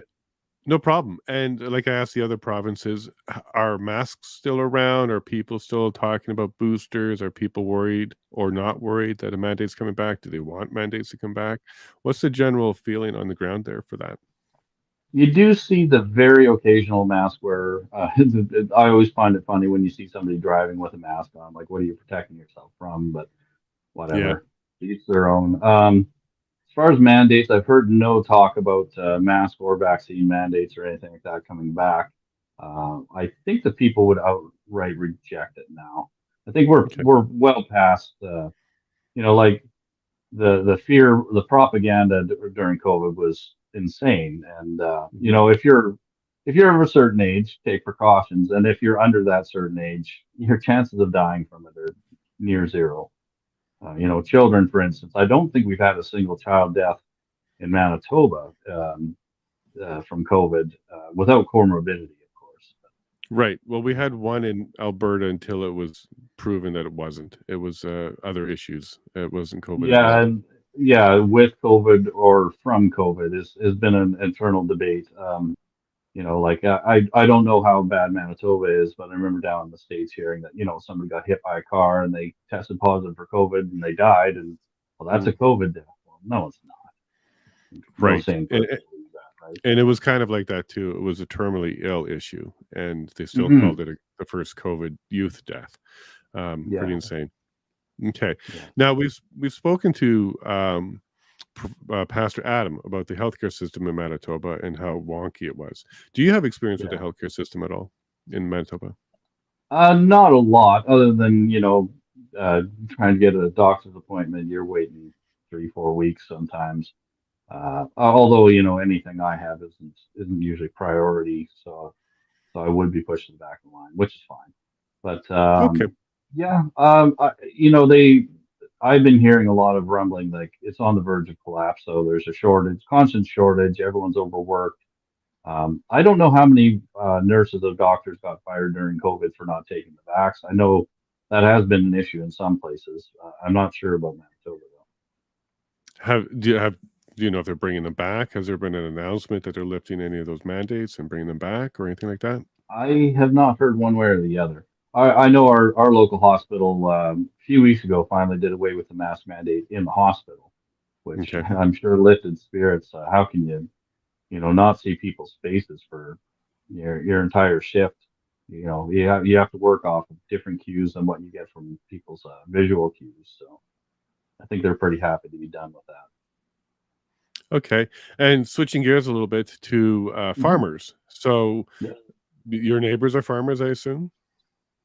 No, I'm in town, so I meet the occasional farmer here and there, but I haven't heard really anything about what's going on as far as that's concerned. I think things are good. Usually you hear if they're not good anyway. Right. So that was where I'm leading with the next question. Are your farmers the Mhm. type of farmers that would protest if they're upset? Would they get out there and do something, drive to the city, bring their machines? Like, is that the kind of type of people that's out in your area? I would hope so.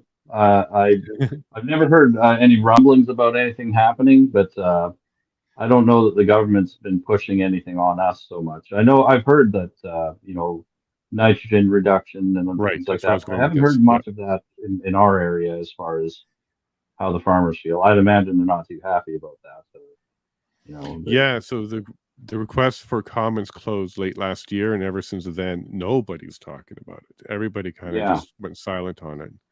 but it Yeah. doesn't mean it's stopping. It's still coming. Mhm.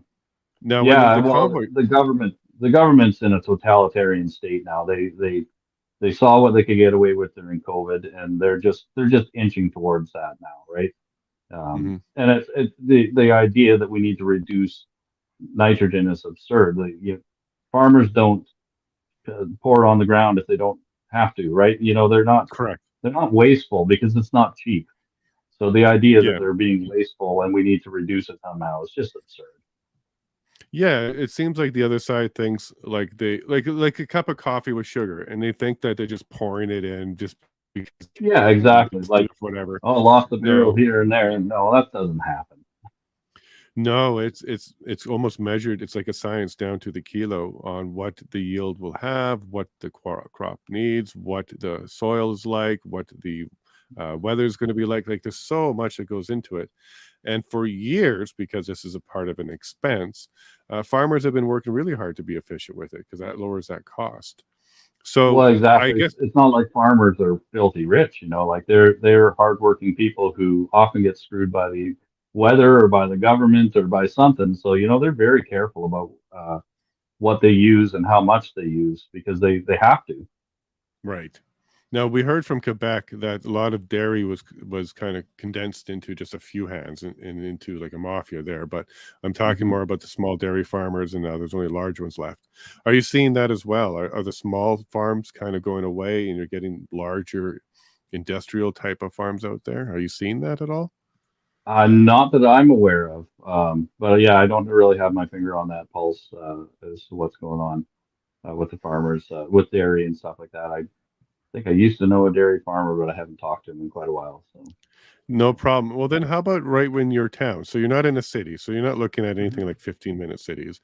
But do Right. you see any changes happening on your town level when it comes to supplies and the way things are controlled? Is there anything like that happening? Not that I've seen, not that I can think of. Yeah. Okay. We And do then I have guess, the typical problem of the street lights have all turned purple, but apart from all the conspiracies about that, I think it's maybe just a bad product. oh, so what's the conspiracy about that? They're like physically turning purple Oh, or something?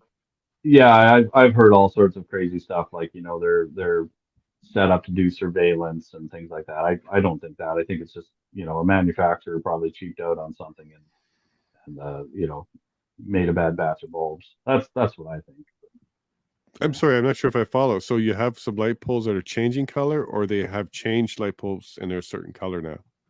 Well, I think it has something to do with the LED bulbs, an element or something like that burning out or not working properly, and so the light turns purple instead of a clear color. Oh, the Yeah, light yeah. itself is purple, not the pole. Oh yeah, no, no, no, the lights. Yeah, Okay. yeah, Okay. and I've heard some conspiracies like they're using them to for surveillance and things like that, and they're all connected to 5G and whatever. Well, here's the thing, that some of that's not a conspiracy at all. So all over Canada, they are putting in cameras for license plate readers and stuff like that. So that is Oh true. really? I Hmm. for sure. But I don't know if specifically the ones you're talking about would be that.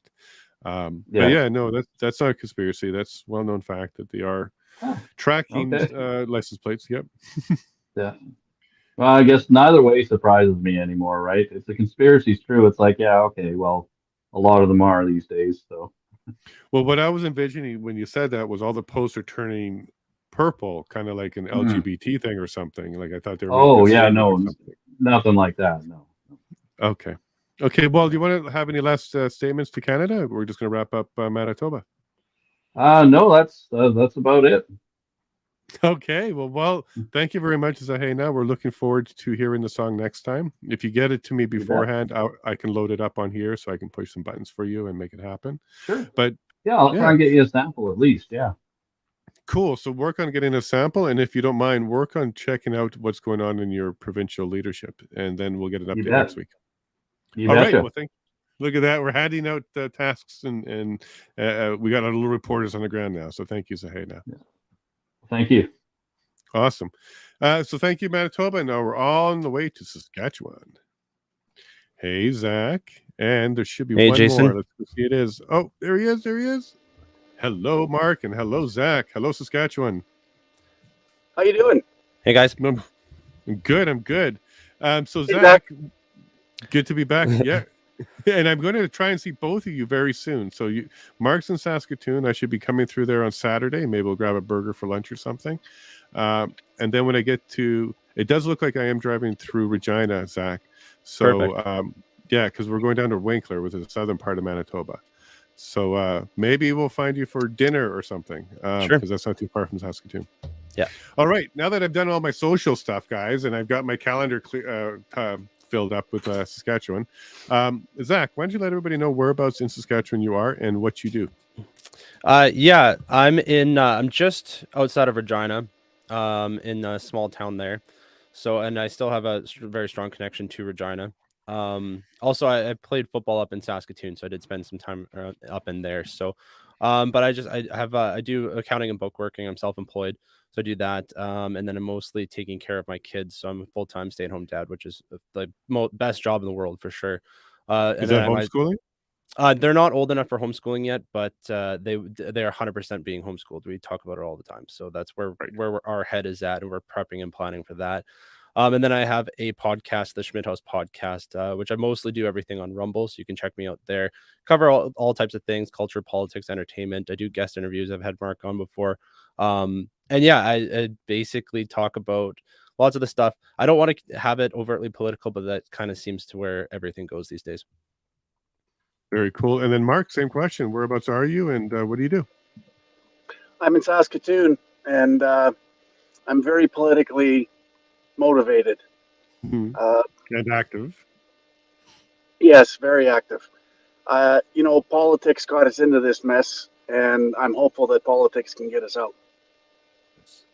And you want to tell people what kind of politics are you into? Provincial, federal, both? Well, I'm sort of both. I'm approved as a candidate for the PPC in Saskatoon Grasswood, although I'm second guessing that riding on a federal level. Okay, and I'm also, what's that? Did you say second guessing it? Yeah, I'm second guessing the riding that I've been twice now attempted to run in. I think rural is where it's going to be at. We've had that discussion provincially as well with the Buffalo Party. And so I've decided that I'm going to seek the nomination for the Buffalo Party in the riding of Warman. I think that's definitely more appropriate for what we're trying to do. Yeah, there's a lot more hockey rinks than there are skyscrapers there, right? There's no big buildings out there. Right. Well, then in Saskatoon, the largest one I remember was the Besbro, and you had something that was like 6 stories. Have they built anything bigger than that now? Yes, they have. Okay. It's been a while since I've been there. Yeah. Okay. So yeah, you're definitely very politically motivated, and so the Buffalo Party for provincial, PPC for federal. So you can absolutely let us know how Mo was doing, right? Yeah, 100%, as always. Okay, well, let's go ahead and dig into the latest in the last week or so with Saskatchewan.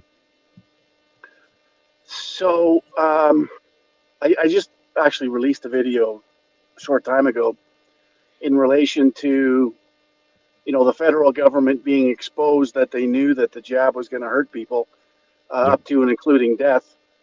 So they knew that, and they still pushed it. And Scott Moe was right along on that train.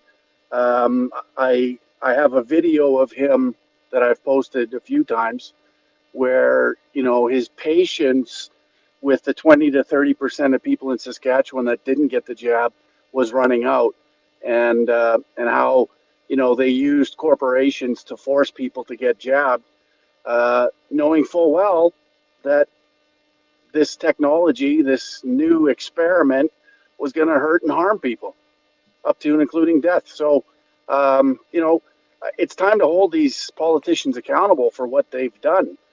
And so that's an important element of this. And a lot of it, of course, is education with people.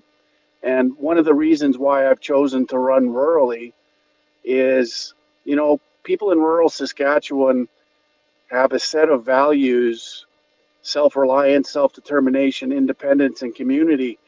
And those values are truly the antidote to hyper-centralization and globalism.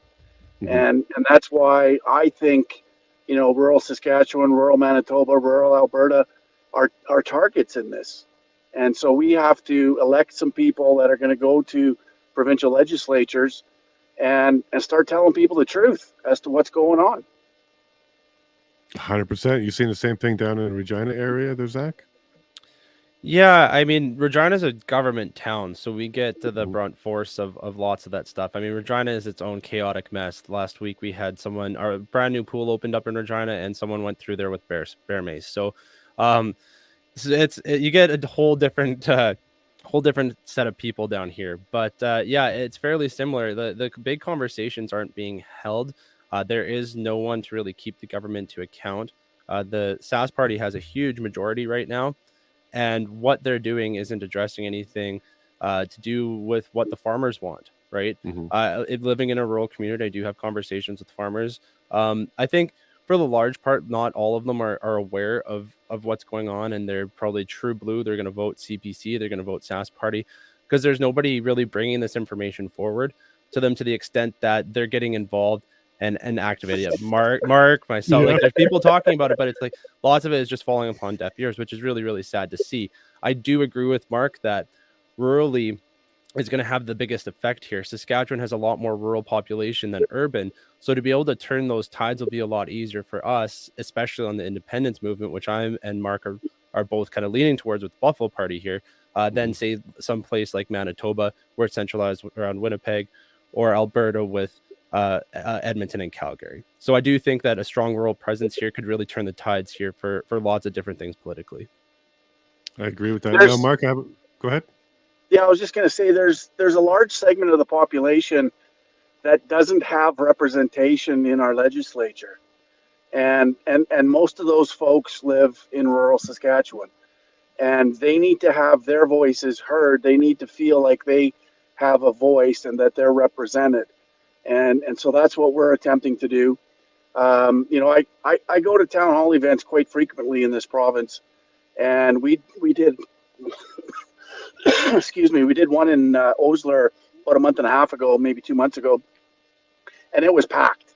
And it was packed because the people in that riding don't feel like they have representation. They don't feel like there's anybody in the legislature that's telling them the truth.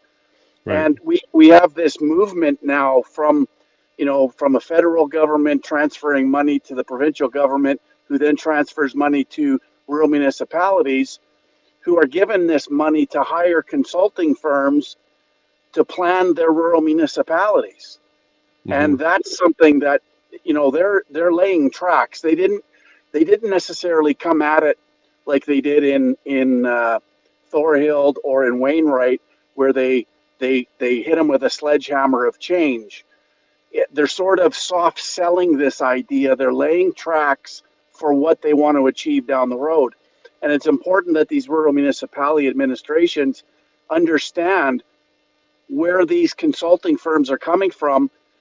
When you read their presentation, when you read their proposal, it reads like it was written at the United Nations. It's sustainability this, stakeholder that, animal units over here. And, as far as I'm concerned, when we're talking about rural Saskatchewan, those are the people that understand sustainability better than any foreign entity, elite group that is going to dictate terms to the rest of our province and the rest of our country. You're not wrong. The farmers weren't, they didn't go to the farmers and ask them what they're doing. The farmers are the innovators. The farmers have always been that way. And I'm surprised. Well, I'm not surprised. We know the truth, Mark. You and I, we go back to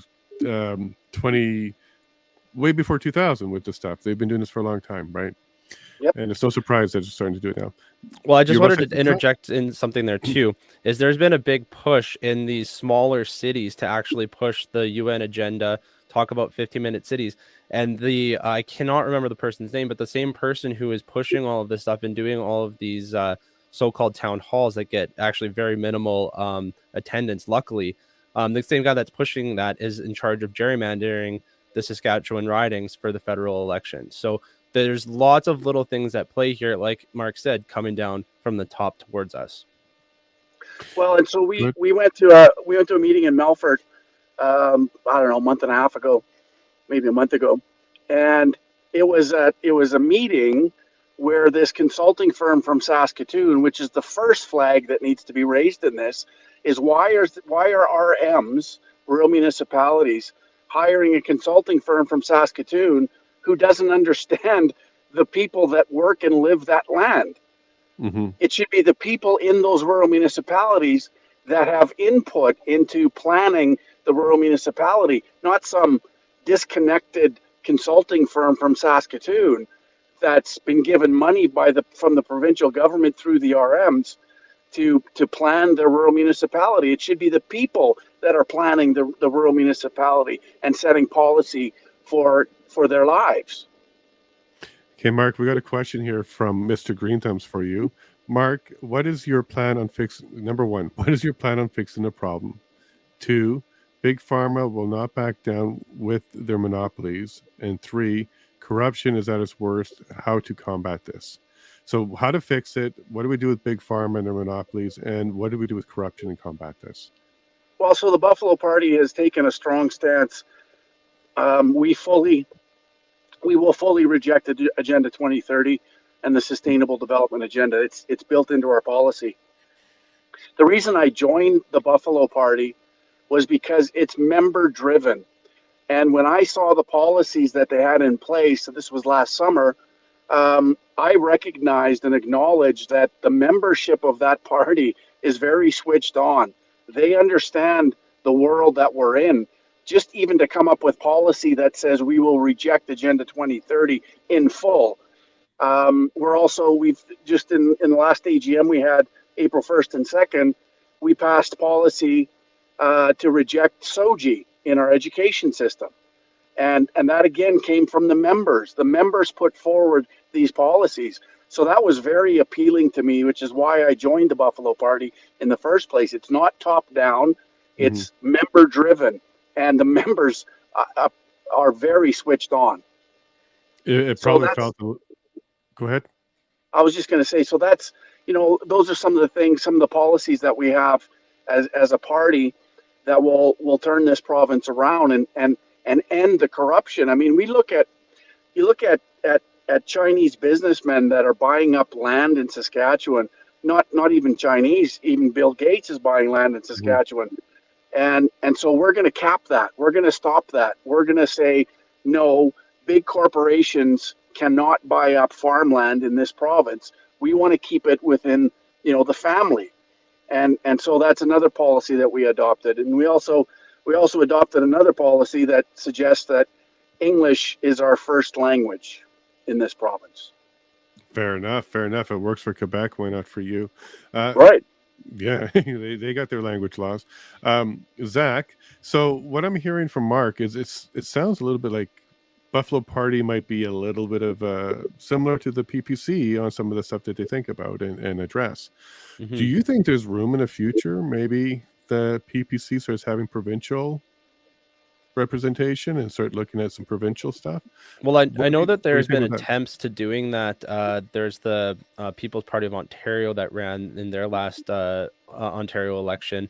But to my knowledge, it's not Max's intention to have anything like the satellite parties, very similar to how the NDP runs their provincial entities. Right. He doesn't want that. It's all, his focus is 100% at the federal level. I've asked him this multiple times, especially things like the separation argument and stuff like that. When I have these conversations with him, it's always the same answer. His focus is at the federal level explicitly. So if there is offshoots, it would be the ideology and maybe some overlap in membership, but it would have no association, even if the color is purple. As far as the Buffalo Party goes, though, I think that is also one strength, is it's not tied to any other thing. It's not bought and paid for by the Conservative Party of Canada, like, say, the Sask United seems to be, or the connections with the Sask Party itself. So I do think that that's a huge advantage to it on one hand. Other hand, it's having a little bit of trouble gaining traction, and people hear the word separatist and they kind of freak out. But there is, I think, a lot of merit to having an alternative voice, especially pushing back on something that I think lots of people would identify with, even if they don't know that that's what it is. And I think the Buffalo Party can present those ideas very well on multiple different issues. Exciting. So I guess what I'm hearing is PPC doesn't want to dilute themselves. They really want to focus and put their concentrated effort on the federal level, where they really believe they can make a lot of change for all of Canada, not just a province. Kind of got that right? Yeah. Okay. Mark, I was speaking to Rob Anders just earlier this week, and I was asking him, what should Danielle do as one of the big first steps if we really want to take sovereignty or we really want to take our provinces back? And his answer was take over income tax, take over the income, keep that local, keep that in the province would be the first step. Take back the money from Ottawa. Do you think that would be a first step for Saskatchewan as well, to be in control of their own income? Yeah, 100%. And that's another policy that we've adopted to run our own taxation. But, you know, at the end of the day, Danielle Smith in Alberta, you know, she used to talk about Agenda 2030 on a radio show quite frequently. Since she's become premier, she hasn't talked about it. She hasn't mentioned it. Now, if she really wants to establish, you know, a province with sovereignty, its own sovereignty and autonomy, then she has to actually say that she denounces Agenda 2030 and the SDGs. Yeah. That's the only way this works, and she hasn't to this date, to this point. So, I'm a little skeptical. No, it's definitely a problem for us as well, because the Alberta Health Services are still with that partnership with WEF. I just checked it with Rob on Monday. It's still there. They're still very proud of that partnership, and that would be a huge indicator to me that she was serious if she could take that one down. Yeah, just even look. She doesn't have to convince me that she's cleaned it all up. Take that damn page down. I'm so tired of seeing that. So part of the problem that we're seeing, and that I see, you know, in provincial politics, pretty much across the board with every Conservative party, is they want to hitch their wagon to the federal CPC. And if they want to do that successfully, then they can't talk about Agenda 2030, because if they do, then everybody's going to focus that responsibility on the Conservative Party, because they're the ones that are responsible for committing us to this agenda. In 92, they made it law in 2008, and then they committed to it again in 2015, a month before the election of Justin Trudeau. And so in a lot of cases, they're carrying water for the Conservative Party, and they won't say anything, because if they do, then the focus automatically goes to that party. So, you know, that's why they never say anything. And, you know, Sask United is very similar in Saskatchewan. It's another one of these alternative parties. And again, they're looking for an endorsement from the federal Conservative Party, which is, you know, completely the wrong direction, in my opinion, that they as an alternative need to take. So, you know, here we are. And then Zach, do you have some closing comments? We're about to a minute and a half left here.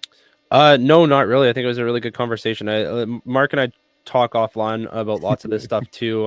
So it's good to be able to pick his ear on certain things, but I'm in agreement with everything that he's saying.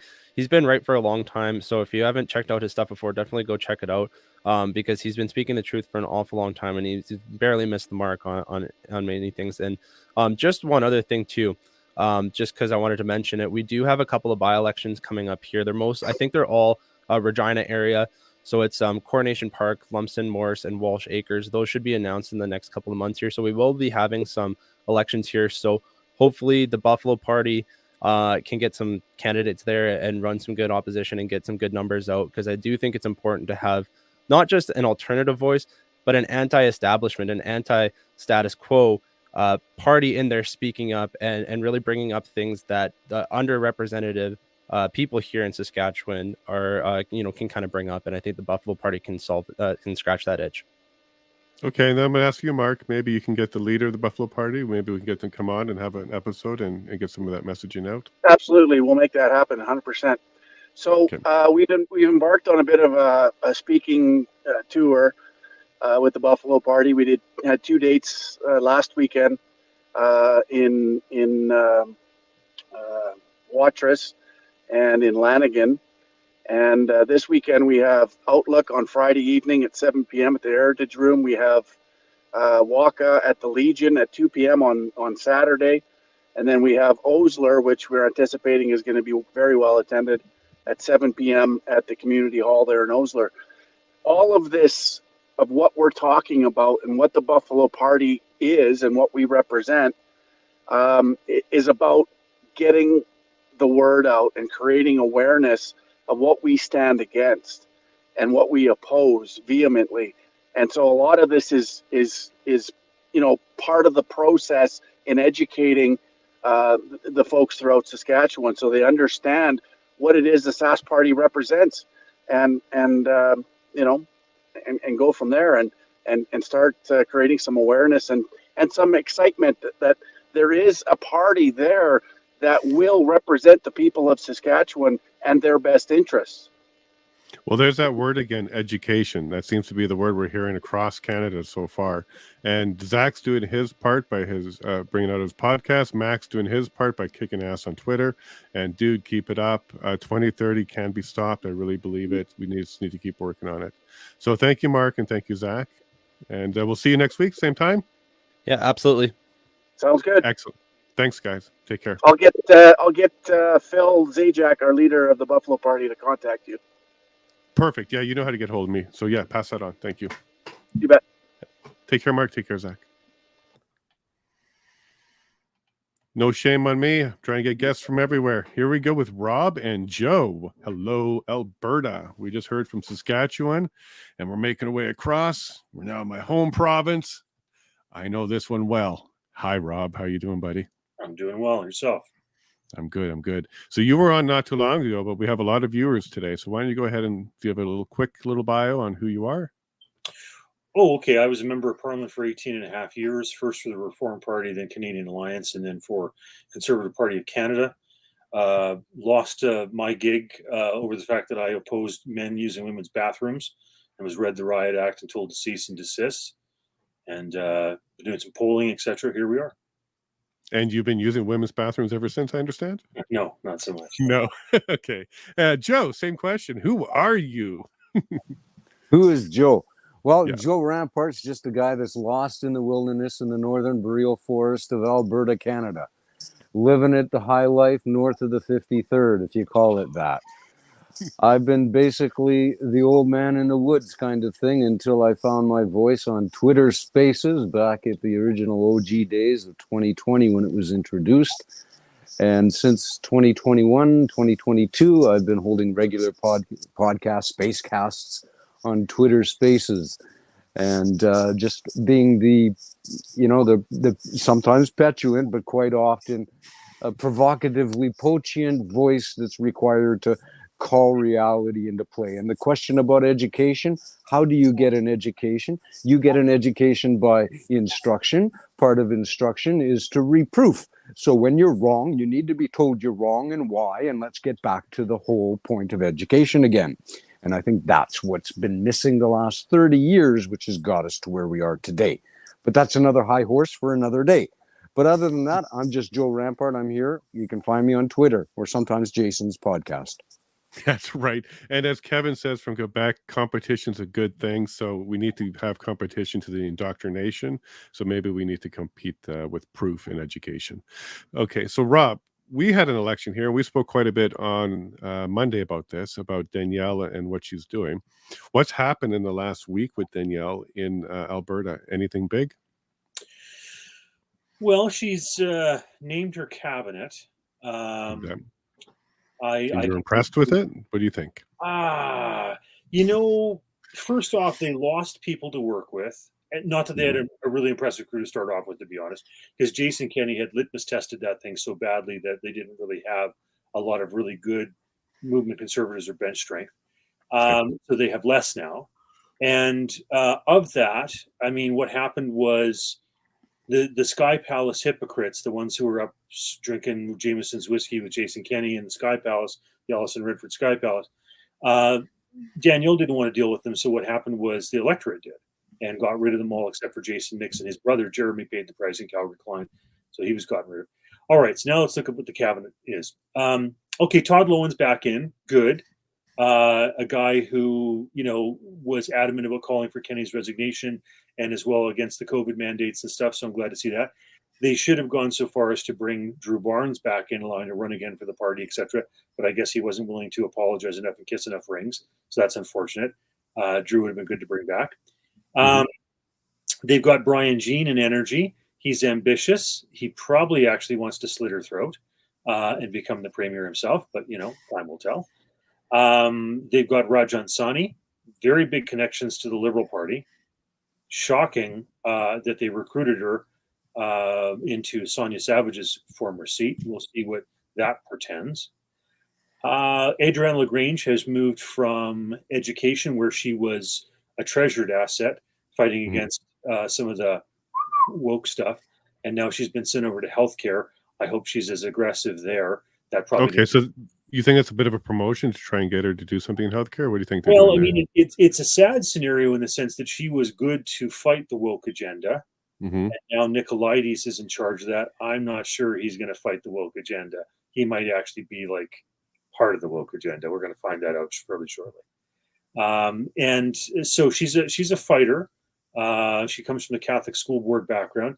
If anybody's going to take on the healthcare stuff, she might be the one to do it, and it needs to be taken on. They probably need to fire 2/3 of the AHS people that Notley turned from a $9 billion empire into a $20 billion empire. That's just a few of the, highlights. And Joe, so it sounds like there's a Caesar thing going. We're going to have Brutus in energy, possibly a little backstabbing, maybe. Are you seeing the same thing, Joe? Do you have any other comments about the cabinet that we saw come together?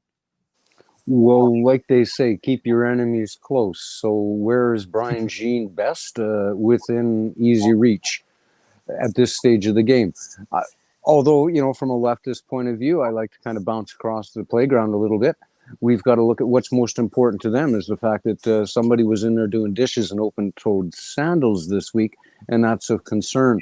I don't know how many people have ever gone to work wearing soft toes or maybe, fudged the numbers a little bit in your own way. Everybody's got their own moral and ethical boundaries that they cross.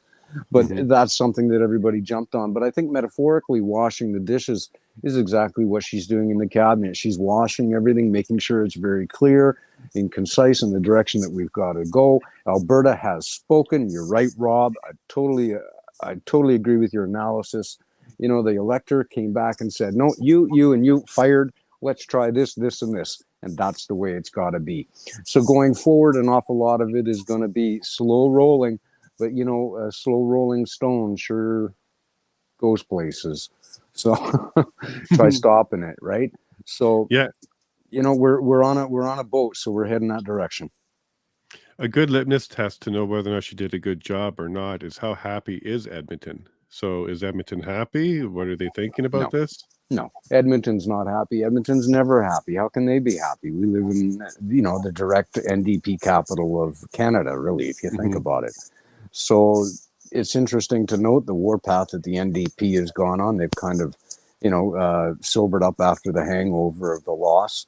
There's some minor rumblings. I'm hearing some and seeing some unverifiable things about Rachel pulling out, thinking about pulling out of the NDP. It's usually typical for a leader to take a look at their issue and deal with their party after a loss of this magnitude, even though they gained seats. So it's a different scenario with the NDP. I see it's going forward that, I think they need to take a position of true opposition to call the government to account on what the government is dealing with, as opposed to trying to force the government to deal with a completely, irrelevant agenda to the mandate of the government. So, what is the duty of an opposition is really where I think the NDP needs to take their party this time around. So it's an interesting viewpoint in Edmonton. But honestly, the orange is strong here in the capital city. I was going to go to Rob. Yeah, go ahead. Yeah, I'm just going to comment on the NDP for a second. If the party shows Rachel Notley the door, they're crazy because she's done the best for them that they've done in living memory. If she decides that she is done with this, she's tried it, etc., and she wants to go for the federal leadership, if they ever decide to get rid of Singh, which they should, etc., then that's another stepping ground for her. And then I wouldn't be surprised if you saw Naheed Nenshi try to actually take over the leadership of the NDP. I knew him since high school, so none of that surprises me. I'd like to comment on a couple other things. The gun grab stuff is a big deal. And Shandro was doing something on that. I hope that Mickey Amory is up for the fight. I think that more has to be done, even though what Shandro was doing. And I don't know if Mickey Amory's up for it. I guess we're going to find that out. So that's a bit of a tabula rasa. The other thing I noticed in the previous episode, or the other speakers you had, they were talking about Agenda 2030. And on that note, I want to point out that the difference between Notley and Danielle was that Notley wanted a sooner net zero, and Danielle wanted a later net zero. I think we need to stop the slow boat to hell. The NDP was the fast boat to hell. We avoided that. But we need to stop the slow boat to hell and say we don't buy into any net zero. Correct. That needs. Well, we can push it to 99.99. Would you be okay with that? Sure. Yeah. Okay. Let's push it to 99.99. Just wipe it off. Just say we're not buying into any of that garbage. We need to as well. Danielle has previously said that she's kind of okay with and thinks we're going to have to go the route of a digital currency anyhow. I think that's a really bad idea, and I think we need to make sure that any of the floater trial balloons that the Bank of Canada is putting out about digital currencies, that needs to be crushed and stamped out. And as well, any of this stuff with regard to 15-minute cities, and tracking your license plates and where you're going and how often you go there and all that stuff, that needs to come to an end as well. We need to put pressure on her and the cabinet to do that stuff. Very cool. I'm just reading a note here. Tell Rob I'm on the phone with my brother Russell. That's from Chelsea Hillier. Oh, okay. She's in the lobby right now too. So Joe. So the Edmonton Oilers lost. Notley lost. What else can go wrong for Edmonton? More rain. More rain. It's pretty wet. What could go good for Edmonton then? Is there anything that can go good? I don't mean politically necessarily, but what can go good for Edmonton then? How do we get them away from orange and back to blue? Is there a possibility that some of the outer ridings of Edmonton is closer to the rural? Is there any way to start turning some of these ridings, do you think? Honestly, I think it's going to start at the federal perspective. We've got to get to a more Canadian-centric belief. We've got to get away from globalism. We have to remember what Canada is, what Canada is great. This is the issue. It's too much divide. There's way too much divide in Canada. And if we have a unified identity, if we got rid of multiculturalism and got into a more God forbid, if we're all nationalists, right? If we actually believe in our own nation for a change, if we actually cancel the idea of a post-nation state, if we cancel the ludicrousy of climate change, if we cancel the ludicrousy of net zero, and if we tell people, if you're anti-coal, cricket loving, we don't want you around here. This is the issue, right? So, bringing Alberta together would start with Canada coming together. And I think, a lot of Canadians talking coast to coast, like you're doing here on the Yellowhead Yacht Club, like what I do on Canada Talks tonight on Spaces and Twitter. This is what's getting Canadians talking, to see that, regardless, because I can talk to a liberal, not a problem. I co-host with an old liberal most of the times. I have NDP friends. This is normal. We're Canadians. This is normal. We do business with each other. We break bread with each other. We go to church with each other. But why is it that when it comes to something as simple as, is it okay to cut off your little bits, or is it okay to, turn the gas off? Which is right? Well, neither is right when you live this far north and when you understand binary. So at the end of it, we all are the same. We have to unify under the things that unify us. And then this way, the things that divide us no longer fit. And they're easily identifiable, easily overcome. And then life is good again, the way Canada is supposed to be. That's my hope. And that's my drive. And that's the initiative I'm trying to push forward. I want to chime in on this Edmonton subject, because I've lived up in St. Albert, just north of Edmonton. Yep, that area. Okay, we'll let you go on that one. So first off, the reason why Edmonton is so bad is because it's sucking off the teat of massive government. So you have to have less government. Like Alberta, actually, despite the fact we have this reputation for being a bunch of knuckle dragging rednecks who want minimal government, actually we've got a really bloated, fat government compared to most provinces because of the amount of oil money we've been slushing around.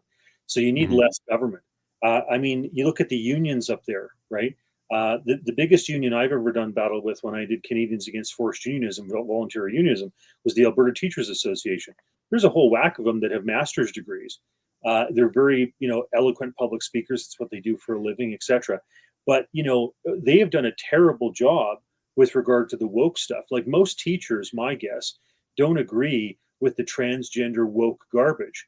But the Alberta Teachers Association, the union, does not represent the average teacher on that. When it comes to the United Nurses of Alberta and Alberta Health Services as a whole, a big monster, it's a $20 billion, 105,000 employee monster. They didn't defend doctors or physicians or nurses or anybody else in hospitals for that matter with regard to ivermectin or hydroxychloroquine or jabs or any of that type of stuff.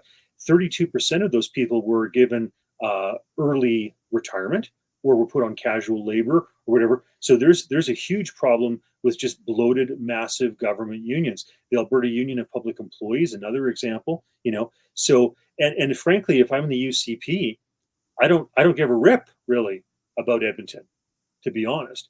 I mean, the battle was Calgary. In order for you to get a government in the province of Alberta, first you have to hold rural Alberta South, which gives you the bona fides to be the conservative de facto party in the province. Then after that, after you got the ranchers and you got the farmers, then you need the oil patch in Calgary, the white collar oil patch, and then finally, later on, maybe icing on the cake, Edmonton. Getty only got 2 seats there, lost his own. Klein got 2 seats there. Getty had 1, lost his own in Edmonton White. Kenny did nothing except for Madhu, Danielle nothing. So shrink government to fix Edmonton. Shrink government to fix Edmonton. That's not a bad plan, actually. We interviewed an old NDPer yesterday. So we had Tammy Croft on our show yesterday. She was an NDPer. She voted for them last, but she's not anymore. For her, it was 2 major things. The first one, which made her walk away from the party, was when Jagmeet was standing up there with Trudeau saying, anybody with a convoy, horrible people, something along those lines. So she disowned him at that point. But the second one, which was more interesting too, was the gender ideology in the schools. Her 10-year-old son, who was a special needs young boy, came home and said, "Hey, Mom, I can be a drag kid." And she's like, "No, you can't." He's like, "Yeah, I can. I'm allowed to be a drag kid." So she had this entire conversation with him at the age of 10. So this is what's moved NDPers. First, she had that conversation with him, and then Jagmeet made that comment on TV during the convoy. So she moved away. Do you see NDPers provincially and federally starting to leave the party? Are they starting to move, or you're not sure?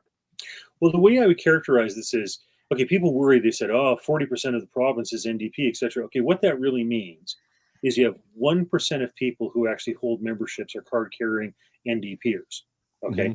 And the other 39 or 40 some percent or whatever are people who are pissed with the existing status quo option and think the USCP have been useless and jabbed them and mandated them and locked them down and put their pastors in jail and all that type of stuff, and are just unhappy, okay? And they're looking for another option to boot them out. That's what that is.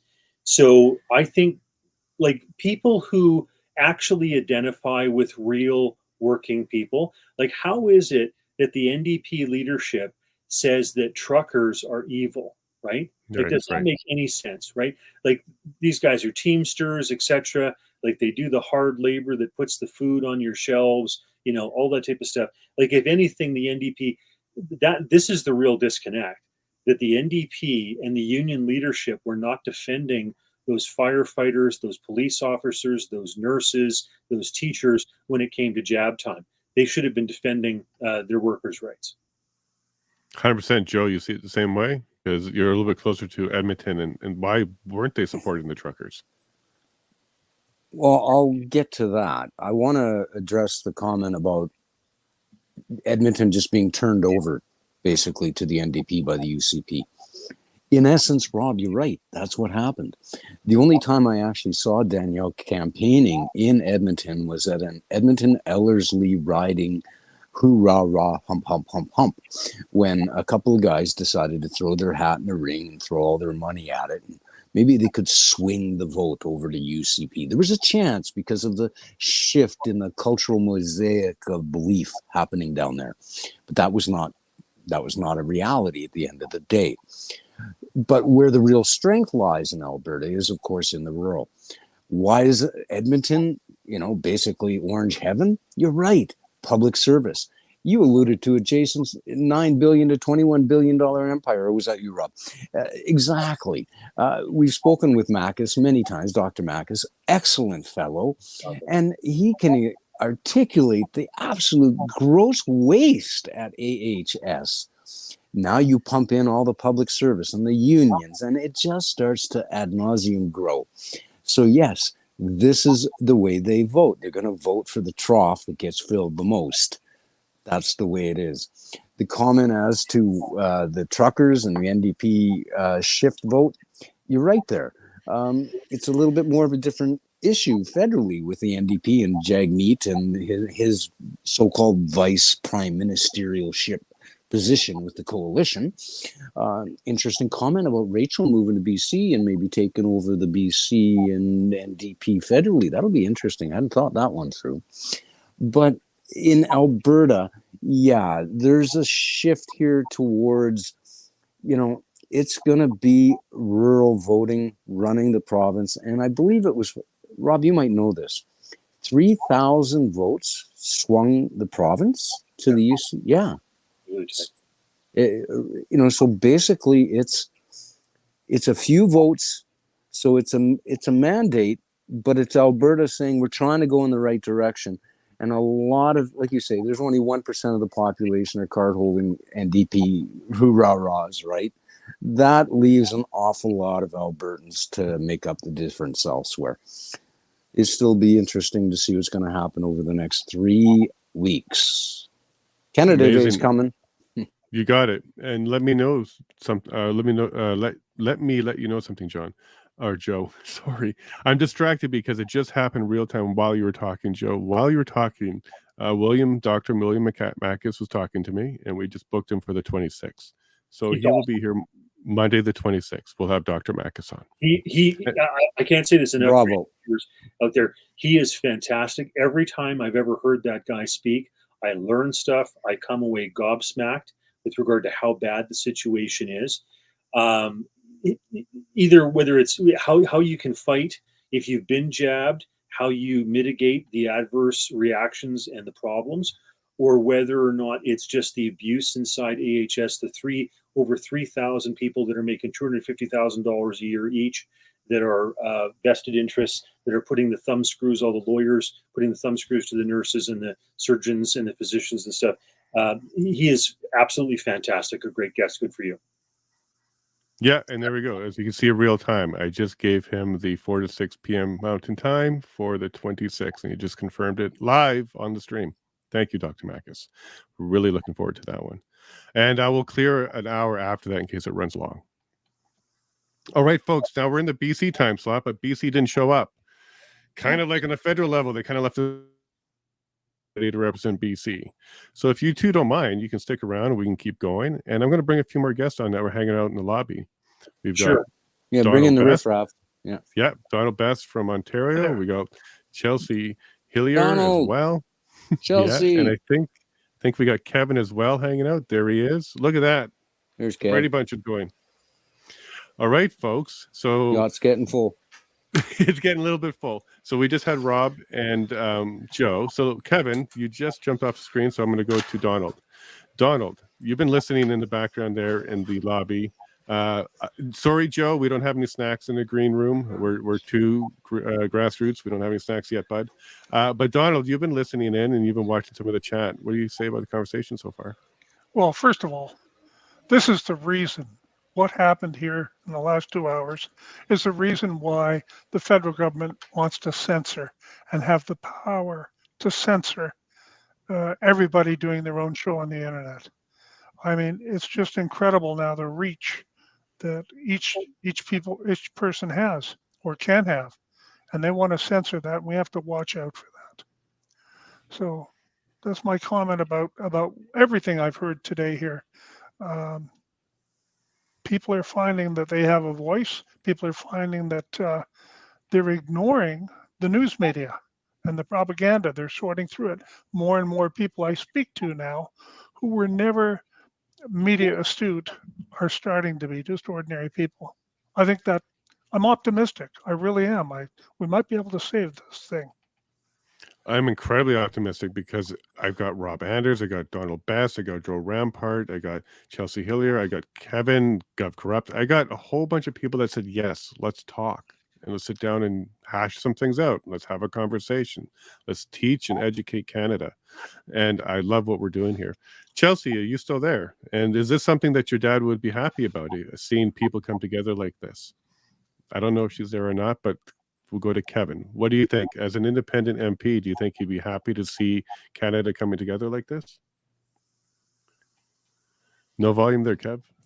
That's kind of a loaded question, because when I see Canada, because I have a different view on Canada coming together, and I respect everybody's views, and like, sure, like we need to unite, but like, why do we need to unite under such a large country, right? Like, why can't we unite under individual provinces or individual communities under under a union, right? So like, my views is like, because I live in Quebec, and Quebec really set the groundwork for separation, right? But they were never fully in, and they wanted to have like all the benefits of being independent, while all having all the benefits of being part of Canada as well. But like, let's be honest, right? Like, I think the best thing for Alberta, and for them to really gain some independence and get away from the corruption in Ottawa, is for another province to actually remove itself from Confederation, and Quebec is in the position to do that the most. So they have their QPP, right? So you have your Quebec pension funds. They have their own tax system. They have their own political party with the Bloc Québécois. They have their own constitution, right? So they're ultimately the closest set up to be an independent country under if they were to separate. So like, I think that the best thing that we could do is embolden Quebec to actually take that dive to jump away from Ottawa and their totalitarian nonsense, and then maybe that will spark a revolution in Alberta, right? Because that's what I think that this Danielle Smith thing is. It's going to end in failure, like all politics do, right? Like, she's going to betray her base, she's going to sell herself out, and then people in 2-3 years from now are going to be disappointed or pissed off, and they're either going to vote for another conservative or they're going to vote the NDP back in, and it's just like this constant cycle of insanity. And like, what's the way that we can get away from this cycle? We have to break away from this cycle, because we'll just keep on doing the same things over and over again and expecting a different result. The younger point, and Chelsea, back to you.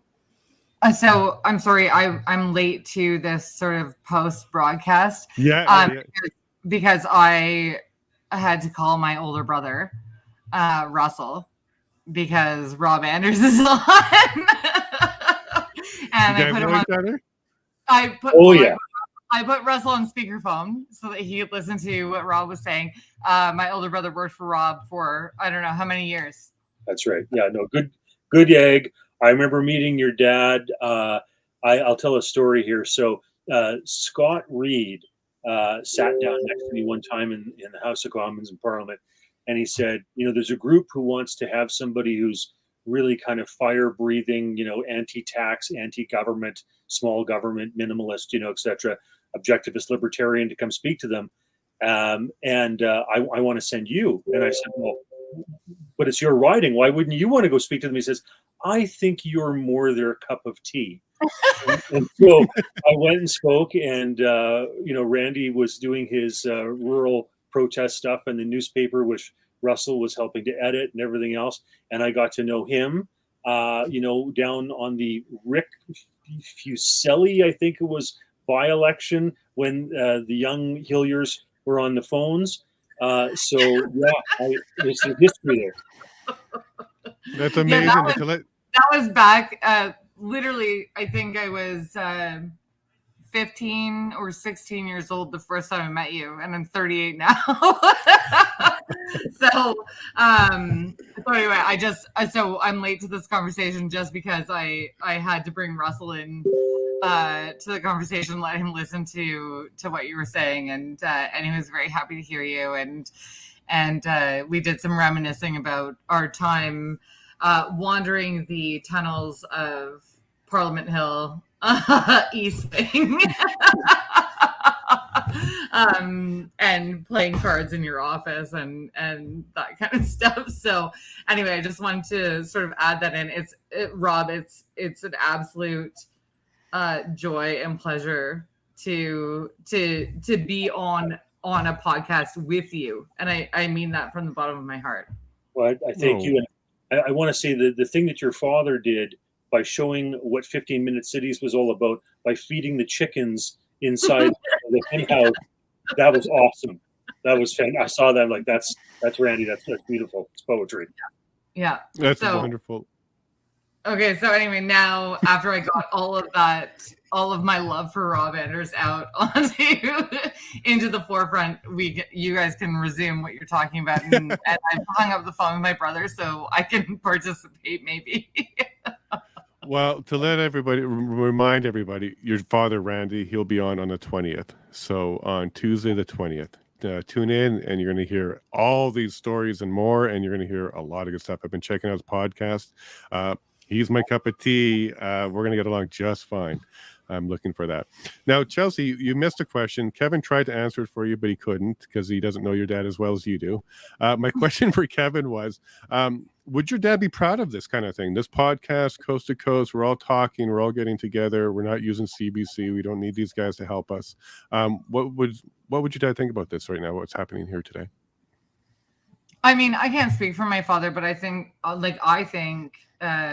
this idea, fair enough. What do you think about it? Of this coast to coast sort of breakdown, and bringing in, people from across the country to speak about their own experiences and their own in the places that they live I think it's incredible. And I think my dad would probably agree. We of course we're all Canadian. We are all Canadian, but Canada is a very regional country, and we're each region is very unique, so we exist under this umbrella, but we have our own specific, we have our own specific dialects, and we have our own priorities, and we have our own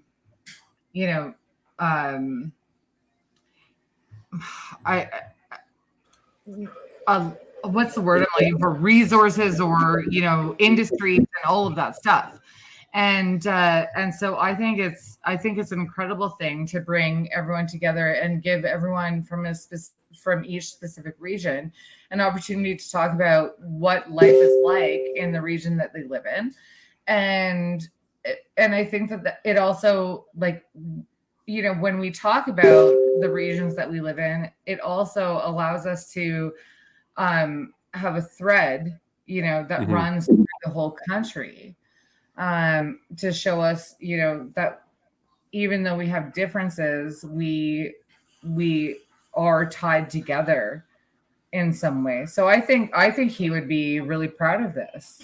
Very cool. Go ahead, Rob.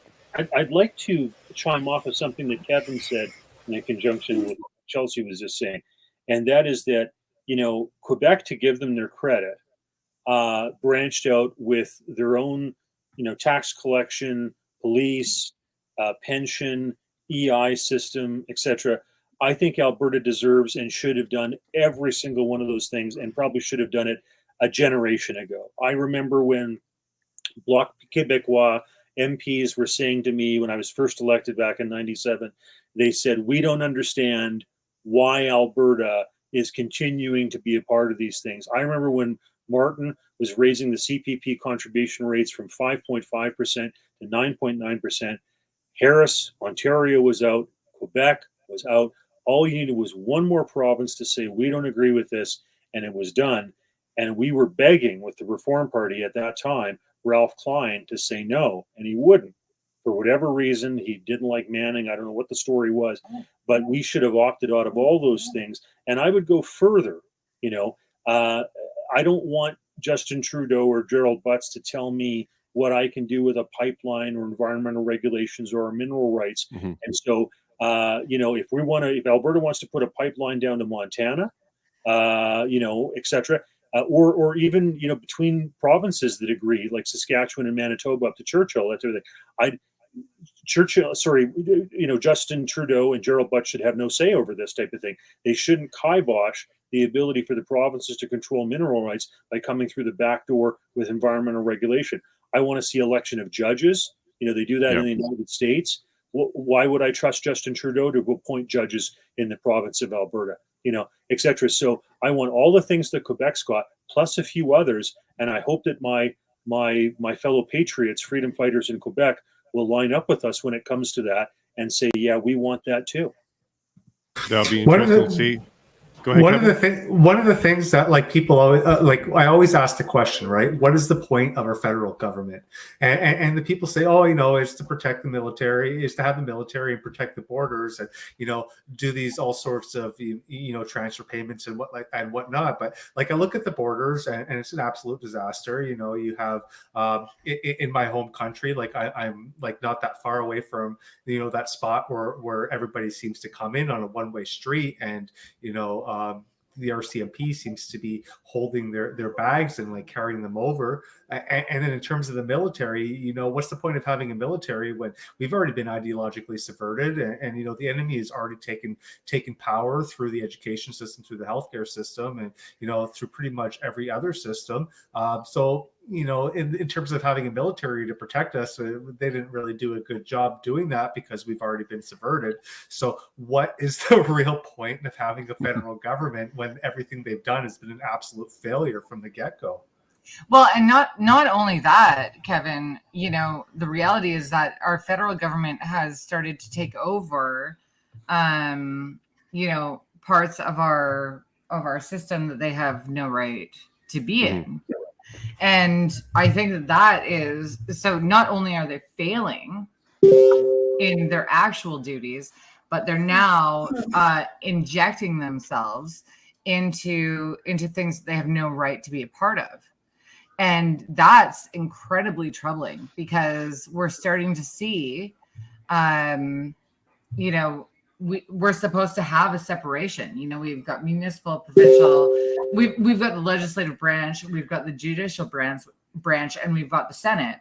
And we're now seeing the federal legislative branch interject itself into all of the other parts of our system. And that's for anyone who understands why there's a separation, that's terrifying. So the way I look at government, right, it's like a virus. So the main point of a virus is to latch itself onto a host and grow until it takes over, and eventually the host ultimately dies. So if you take a look at a virus and look at it as the government, that's exactly what they're doing, right? They're taking over the host. So there's going to be a point where the host dies, and that's your communist, your fascist, your socialist, end game.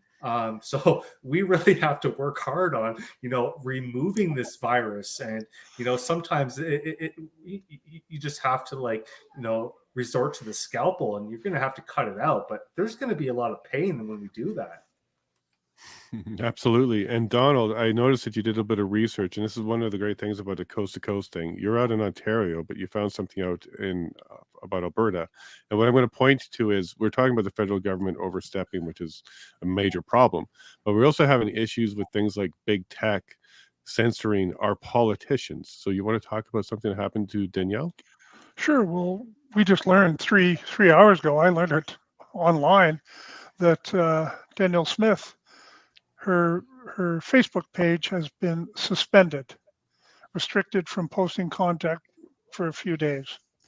And she replied, well, as the premier of a province of 4.6 million Albertans, if they can prevent me from communicating with you, imagine what they can do to any one of us. So here we have the elected leader of the province of Alberta, and big tech says, we're not going to let you communicate to your people using Facebook. Well, we've seen that all over the place.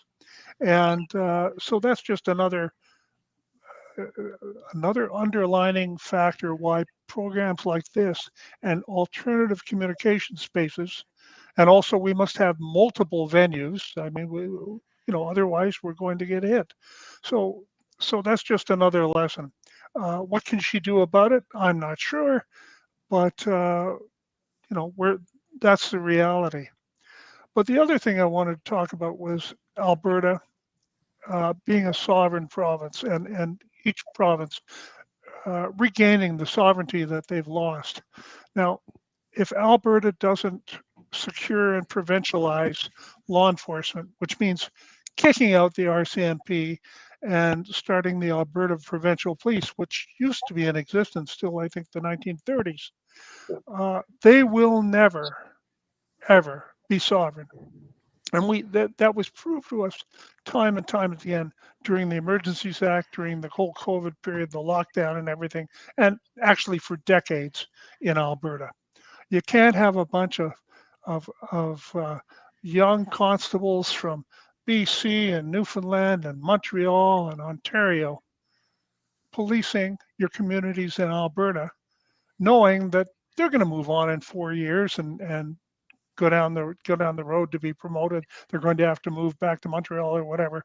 That doesn't make for community-based policing. But the other thing that we saw in the last 3 years is a terrible thing, and that is that police everywhere, including the RCMP, ignored the rule of law.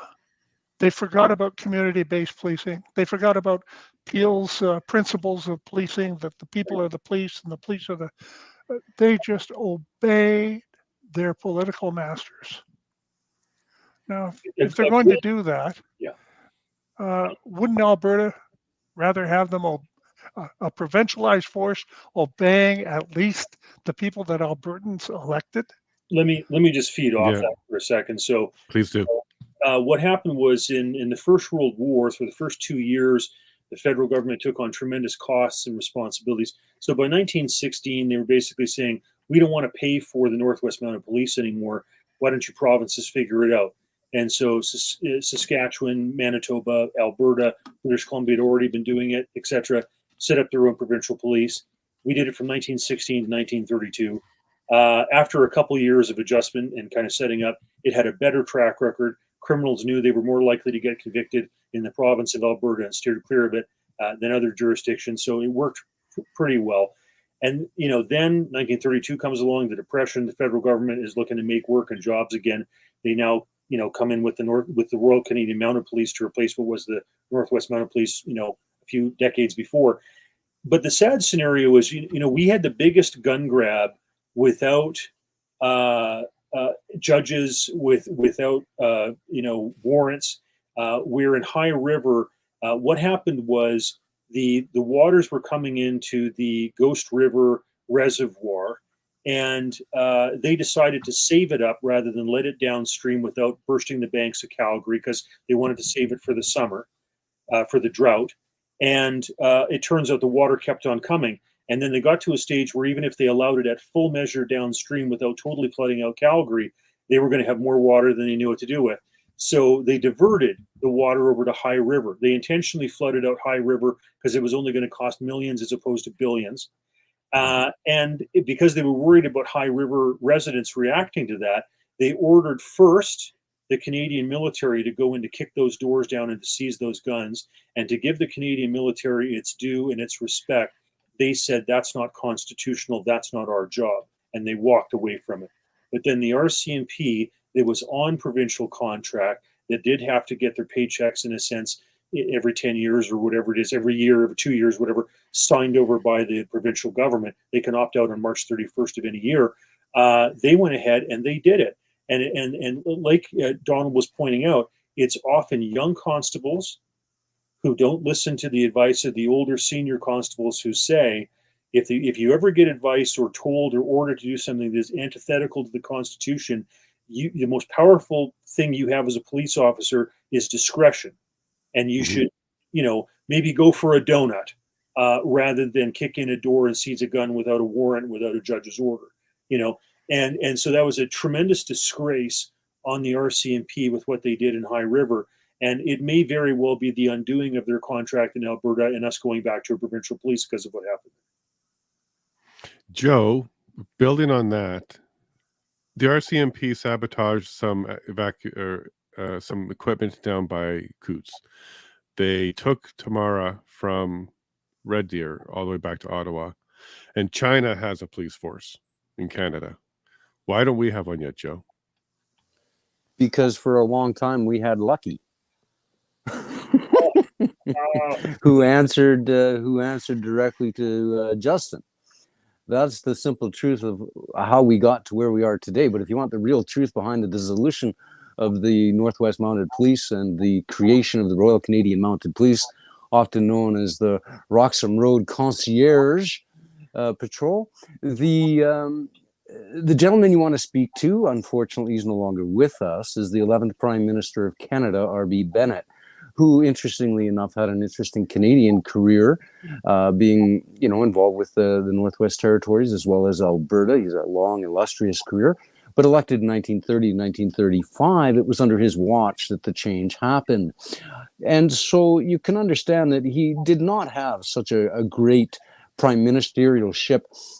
He did lose again, returning king to power, and eventually did skulk off to England to become the Viscount Bennett, as it were, and become a member of the peerage, of course. But he was ranked one of Canada's lowest effective prime ministers.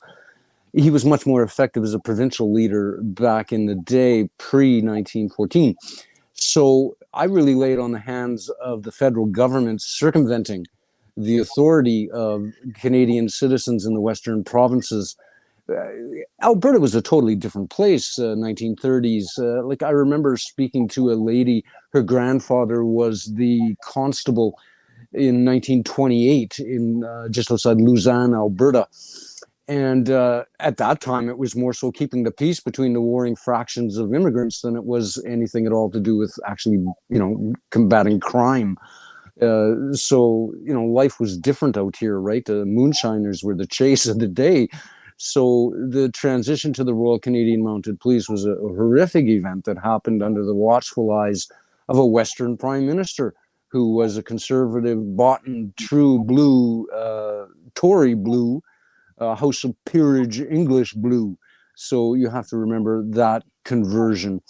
Over the years, of course, it's been a complete debacle. What happened, what you've brought up in High Prairie, absolute travesty of our rights, complete violation of the Alberta Bill of Rights, if anyone ever took the time to read that. So, and as to the comment as to what we're doing here today, I say, C-11 is the number one bill that requires civil disobedience in every shape, form, and place. And I'll lead that charge every day of the week because I'm a Canadian and I have the right to express myself freely, and I will do so in any way I can. As to Danielle's adventure with Facebook, I'm completely anti-Facebook, have been anti-Facebook since 2014. If you're on Facebook, then you're in Zuckerberg's pocket and you're wasting your time. End of story there. Find me on Twitter. That's where the free town hall square is, so long as you behave yourself and express yourself in some form of a rational, reasonable way. Elon will leave you alone. But when you look at history, I lay it clear at the feet of the 11th Prime Minister of Canada, R.B. Bennett. That's who. Well, you know who did it then, so you know where to point that finger. Thank you very much for that, Joe. I'm going to go to a few questions here because we got some good ones, and it's applicable to the entire panel. So Weechi says, Gates, Poser Farms buy up lots lands, okay? Support your small. So now Weechi is saying support your small organic farmer. Cameras at rural grid intersections. Thanks, Manitoba. We need to stick together. So what Weechi is saying here is you got Gates and other people buying up a lot of farmland. That's an issue here in Alberta for sure. And Weechi is trying to suggest that maybe we should be supporting our organic farmers and buying more local. We'll start with you, Rob. What do you think about that kind of suggestion?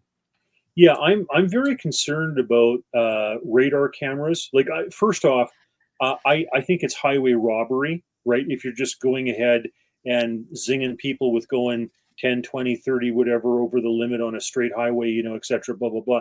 I think that there's that. But now these cameras are getting more and more sophisticated, these quote unquote smart cities, and they want to track your license plates in the same way they do in London, for example. And what that's going to mean is that if you travel more than 15 minutes, or you go into the big city, or you travel, a bunch more than 2 days a week, you're going to start to get fines. And then they're going to start to hold that against your vehicle registration, your license renewals, etc. And you're going to pay these exorbitant fines because you've been, quote, driving too much. I don't agree with any of that stuff. And it goes with the, you're going to eat crickets, you're going to own nothing, you're going to be happy stuff. I don't agree with any of it. And I think we need to fight that hard. With those license plates, you don't need to have a registration sticker on your license plate in Alberta anymore. You won't even get a notice in the mail. If you don't pay your registration when it's due, you automatically go into the system as unpaid registration. Now, your license plate and the paint has a particular reflective item that the cameras catch. And if your license plate is spotted and you have unpaid registration and it's spotted by these cameras, an alert can be sent out to the police. Now, if you're driving by a speed trap and you're still doing the speed limit and everything's cool, but the camera reads your plate and it comes up no registration, unpaid, so you're going to get pulled over. So that's how the technology behind that is tracking you. It's very insidious. I'm fortunate enough to have a 13-year-old plate, the same plate I've had forever, and no reflective lenses on it, so I'm good to go. But I pity those that are getting pulled over. Oh, my registration, I didn't know. It's only a $50 fine, but in reality, if you don't pay your registration, how many of you don't pay insurance? And so many people are struggling to buy food, that insurance bill seems to hit the bottom of the pile sometimes. We'll go to you right in a second here. Joe, don't you worry. They're going to be able to do the plates. We'll be able to use digital currency to take the fine. They don't have to pull you over anymore. So that's good news, right? Kevin, you're next, bud. Yeah, I just wanted to hop in on that. Like in like Ontario, I think they even go a step farther than that, because it even says when you're driving down some 400 series highways, right, that this highway is aircraft patrolled. So they have the ability to pick off your license plate from 30, 40,000 feet into the air, and then dispatch police. Whether they do it or not, that's yet to be seen, but they broadcast that they have the ability to do that by saying this highway is aircraft patrolled. I can touch on that. It is true, okay, but they use the small planes and they go about 2,000 or 3,000 feet above the road. They're not 20,000. They're the smallest little Cessnas they do that with. I've seen them actually do it. But in either case, yeah, you're 100% right. Ontario, the major highways, they do use airplanes to do. And the way they do it, what you'll see there, Kevin, is on those highways, there's a bunch of white lines every so far. They use that to time you. So you should be able to hit the white lines within a certain amount of time if you're hitting a certain speed. But yeah, you're 100% right. They're even using airplanes to track traffic. I think, Rob, you want to say something? Or was that Kevin? Yeah, I just wanted to keep going on this conversation too, right? Like a lot of people say that the cops they're trying to like reduce crime and get the criminals off the street, when it seems to be all they're trying to focus in on is harass the everyday citizen with the these constant tickets and this and that as a fundraiser. But if they're really looking for the criminals, all they have to do is go to the House of Commons and they'll find 338 of them.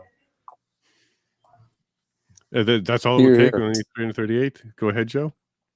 Here, 338 of them sitting in the House of Commons, the most irrelevant house in the world. Chelsea? Yeah, can you hear me? Yep, go ahead. The cops where I live are really wonderful for the most part. Well, you're OPP based, right? Do you have OPP? Yeah, they're helpful. They have all kinds of programs in place to help people who are in trouble. They've got an entire, unit of police officers who work with nurses and do community outreach for people who not only are victims of crime, but also who commit crime themselves. And listen, this is not me saying cops across the board are amazing, because they're not. But I certainly think that there are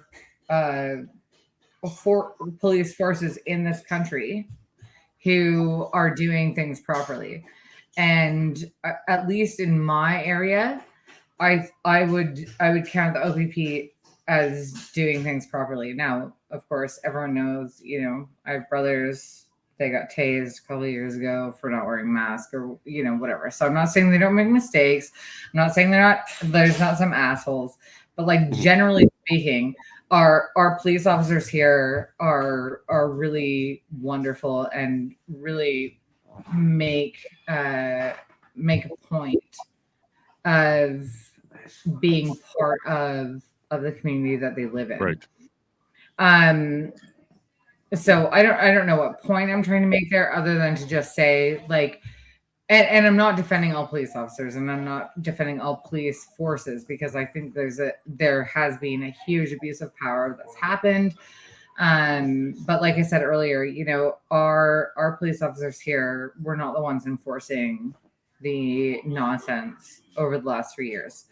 Our police officers were not the ones ticketing people when they gathered with more than 10 people. The OPP did a good job. And so I want to give credit where credit's due. Right. Well, my question to you is, are those local police officers, or are they shipping people from all over Ontario to do the community work? So both, but if you get transferred to a place like Perth, Ontario, then you're going to live here. Right. Because so they're living in the community. We're an hour from Ottawa. We're an hour from Kingston. Okay. So those are the two closest cities, and so logic would dictate that they're going to live in the community that they serve. But you're not getting people from outside of Ontario. They're all at least Ontario. Yeah, because we have our OPP college is the OPP college is down in southwestern Ontario, just outside of Elmer in southwestern Ontario. Sorry, I already said that. My kid's here and he's distracting me. That's problem. And Rob's waiting patiently to get his question in there. I wanted to point out that, the benefit of having, as Dawn was saying, community based policing, is that they're not from afar. They get the community, they get the local nuances, etc. So I'm a big supporter of electing judges, and I also think we should elect sheriffs like they do in the United States. The John Birch Society used to talk about trusting your local police, and they didn't like the idea of having these big bureaucratic organizations type of thing. And we certainly got that way with the RCMP. A lot of it's bureaucratic, it's top heavy. There was talk about Lucky and some of these political appointments. Trudeau tainted it terribly when he took over, because he knew they had files on him and his communist sympathies, and loaded it with a bunch of people that were sympathetic and we're going to get rid of the files on him, etc. So I support going back to provincial-based policing. And the more community-based policing you can get, the closer it is to the people, electing the judges, electing the sheriffs, keep it accountable. Thank you very much. And Dawn, you had a comment you wanted to add to this? You're muted, bud. Let me get that for you. There you go. You're good. We're good. Okay. Yep. The lack of license plate stickers, that was a plan. We don't do it anymore in Ontario, and I take it Alberta. And that started out as nothing but revenue generation. The revenue from fines about non-valid license plates just skyrocketed because people didn't have that visual reminder. But then we learned what it was really all about.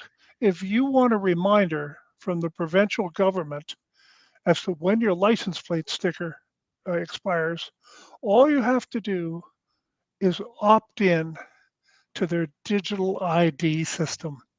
And then they'll just expose everything, and then they will send you a reminder. Isn't that nice of them? That's wonderful. So convenient. Everything will be digital. Your dental, your license plate, all that stuff. Yep. That's And it. Kevin, you had a comment about the police, Kevin? Sorry, we'll get you unmuted. There you go. Yeah, so anybody who's familiar with history should be familiar with the Reichstag fire, right? Where, you know, Nazis went in and burnt down their own house and then blamed it on the communists in a way for them to give themselves more power, right? So when I know this and I look at it's like happening, this Reichstag fire situation is prevalent throughout the society. So when we take a look at the RCMP, like we know that they paid the guy in Nova Scotia, you know, I'm not sure how much, it was probably over $1 million, but they gave him all the information. And then we had a massive, you know, shooting, right? And you know, the same thing with the Coots border, you know, all these guns that they managed to confiscate and take a picture of, you know, none of these guns had a single scratch on them. It just looked like they were all just purchased and it was just a photo op. So in terms of, you know, the RCMP and this big police force, it almost seems like they're the ones that are creating the crises to get the people to react. So, you know, they themselves can gain credibility, gain some clout, or ultimately get bigger. So in terms of the police, my question is, like, you know, after the Civil War, right, in the United States, the number one reason for reducing, you know, violent crimes was for an armed population. So the right to conceal carry, the right to open carry. Now, in terms of local community policing, this might seem like, you know, so old school thinking, but what if we go back to more of like a citizen-based police system where it's not being funded by, you know, the government, and it's, you know, individual people within that community that are ultimately looking out for its health and its well-being, right? Because I'm not too sure how many people are actually have an RPAL, but if you take a look at, like, you know, violent crimes and homicides, and they're never perpetrated by RPAL holders. Like, you're statistically as an RPAL holder, like 3 times or 5 times less likely to be committing a violent crime. So, you know, we already have a system in place that works. Like, you know, our RPAL holders are gun holders. They're not out there committing the crime. So why can't we, like, shift some burden away from the state and towards, you know, these people that seem to be more liberty and independent focused, and, you know, and let them, you know, like, kind of deal with this nonsense of actually dealing with the crime, because I think that would actually make sense to me. A lot of people would call that as like archaic, but I think it's a model that would actually work. And thanks for that. So that'll be the last comment from Quebec, because we are running out of time. Do you want to just say goodbye to Canada? Yeah, guys, thanks for having me on. And if anybody wants to answer that question, it would be, I would be really interested to hear what you have to say. But other than that, I'm going to shut my mic off and let everybody else talk. I think we're going to have an answer to that question shortly. I think Don wants to touch that one. But we'll go to Chelsea next. You want to say goodbye to Canada? And thank you very much for being here, by the way. Thank you so much for having me on tonight, guys.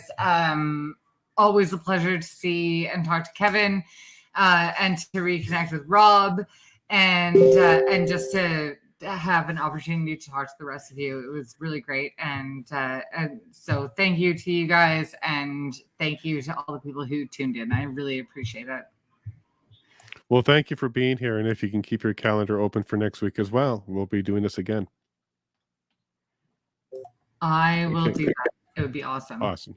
Thank you so much. Don, you wanted to talk about police vigilante? You're muted. Let me grab that for you. There you go, bud. Kevin, I get where you're coming from. The police must be part of the community, truly part of the community, and the community must be part of the police. I get that.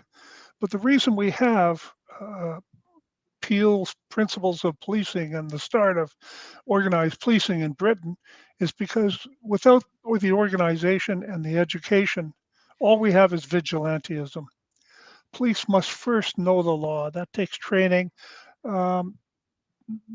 they must have a structure to them that answers to the community. I get where you're coming from, but no, we can't just have pistol packing citizens out there on their own.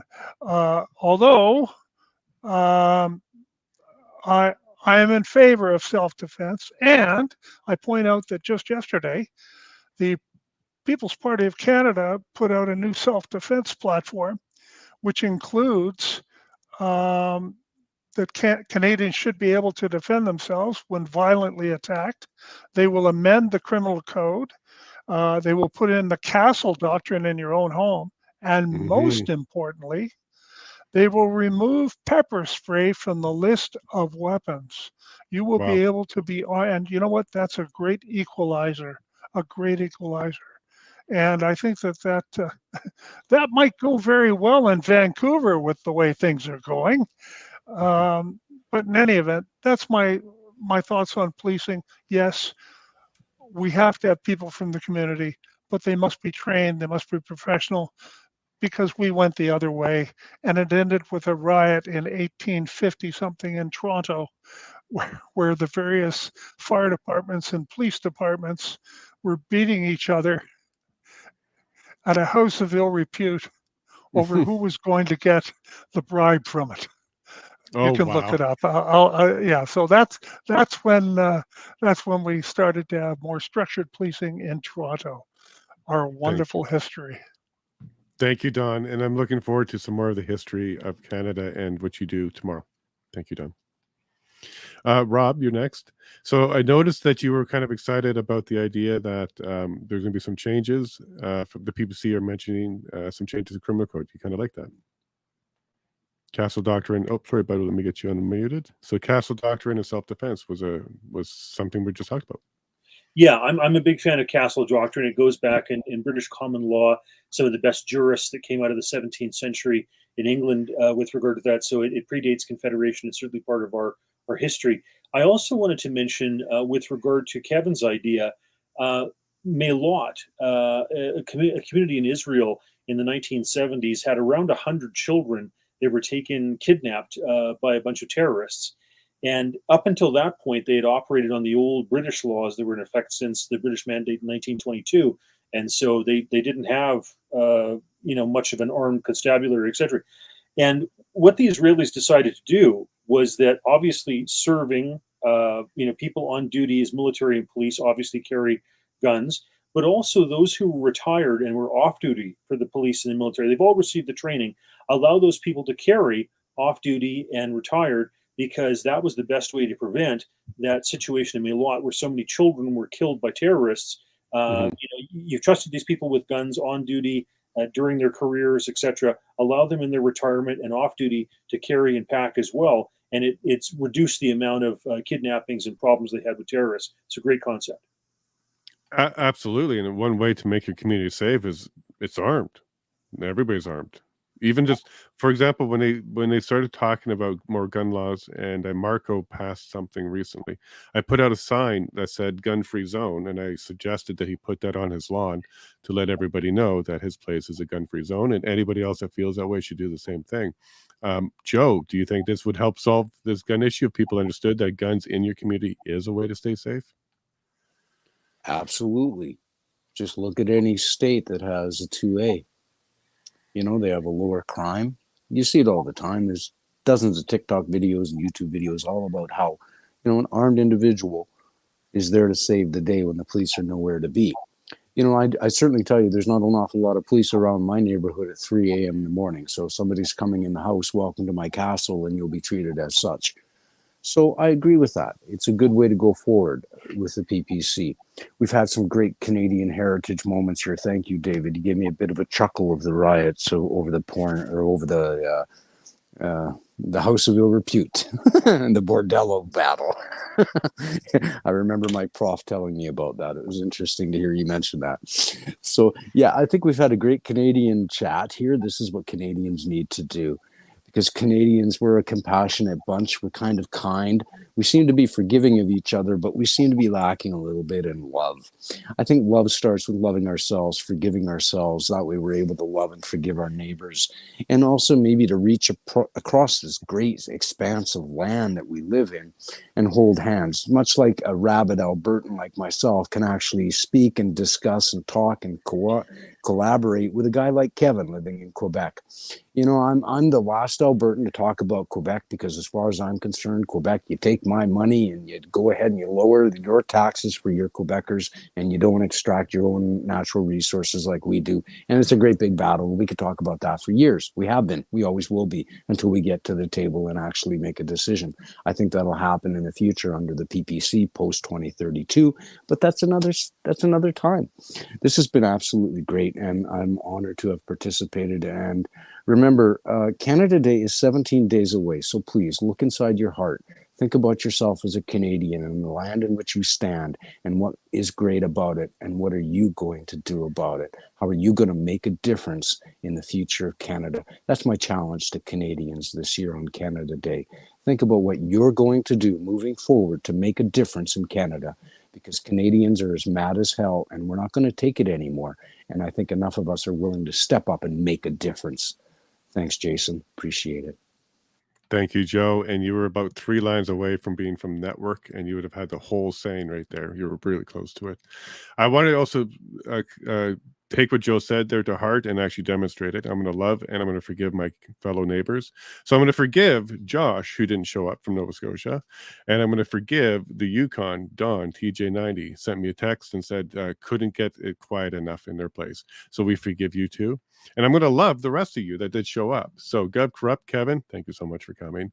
Lex from the Big Puff Podcast, you're a star. You'll be back, buddy. Chelsea Hillier, your dad rocks. Apparently your brother Russell's awesome as well. And whoever's got that shovel, they're going to go do some damage with that. I'm pretty sure of it. Keep an eye on them. Donald Best, your last name, you live up to it, buddy. You're definitely one of the best I know. Thank you so much for bringing that wisdom here and reminding us some of the history of Canada. I also want to say hi to ZaHayNa. Thank you so much for that Manitoba update. We're going to work on some of that political information and get some of that news out, but we'll work on that for next week. Thank you very much, ZaHayNa. Zach Schmidt over in Saskatchewan, the Schmidt House podcast. Check that one out. He's a wonderful mind. He knows what's going on. They've got the pulse for sure. Thank you so much to Mark Friesen. Lots of love to you too, buddy. 2030, I'm on it with you, buddy. That is my mission. I think the globalist agenda is the most important issue because everything kind of comes from that. If we can't trust our government because we don't know who they're working for, we got lots of problems. So Mark, I'm with you on that one. Joe Rampart, thank you so much. Up in Edmonton, you're the voice of God almost out there. It's God's country, but it's Joe's voice. So thank you so much for that. Rob, once again, buddy, there was a reunion here. You had some old friends. You got to see somebody you knew. I'm really glad that Canada is large, but it's also very small. So we all got to get to know each other. We got to be nice to each other because, frankly, we're going to run into each other where you least expect it, like a podcast right here. So thank you very much, Rob. That was amazing. And to the people in BC who didn't show up, I think you're fighting Singh. Is that what you're doing? You're trying to get everything together. You're going to work that out. And yeah, you'll take care of him. No, I was been speaking with Chris Erickson. So he's going to see if he can make himself available next week. And he's also going to try and help find somebody else for next week. So next week, we should have BC represented as well. So that's it. Thank you all very much. My chat's been wonderful. This panel was wonderful. You all rolled with the punches. We had to pull some people in, fill some time, but I think it's working. 3 hours still felt like a little bit short. Let me know in the chat if you felt it was a little bit short. We went from 2 to 3. Maybe we have to do 4. But on that note, everybody, thank you all for being here. The comments were wonderful. It's full. I am terribly sorry we didn't get to all of them. But, you know, that's what happens when you have a lot of voices to listen to and a lot of things to think about.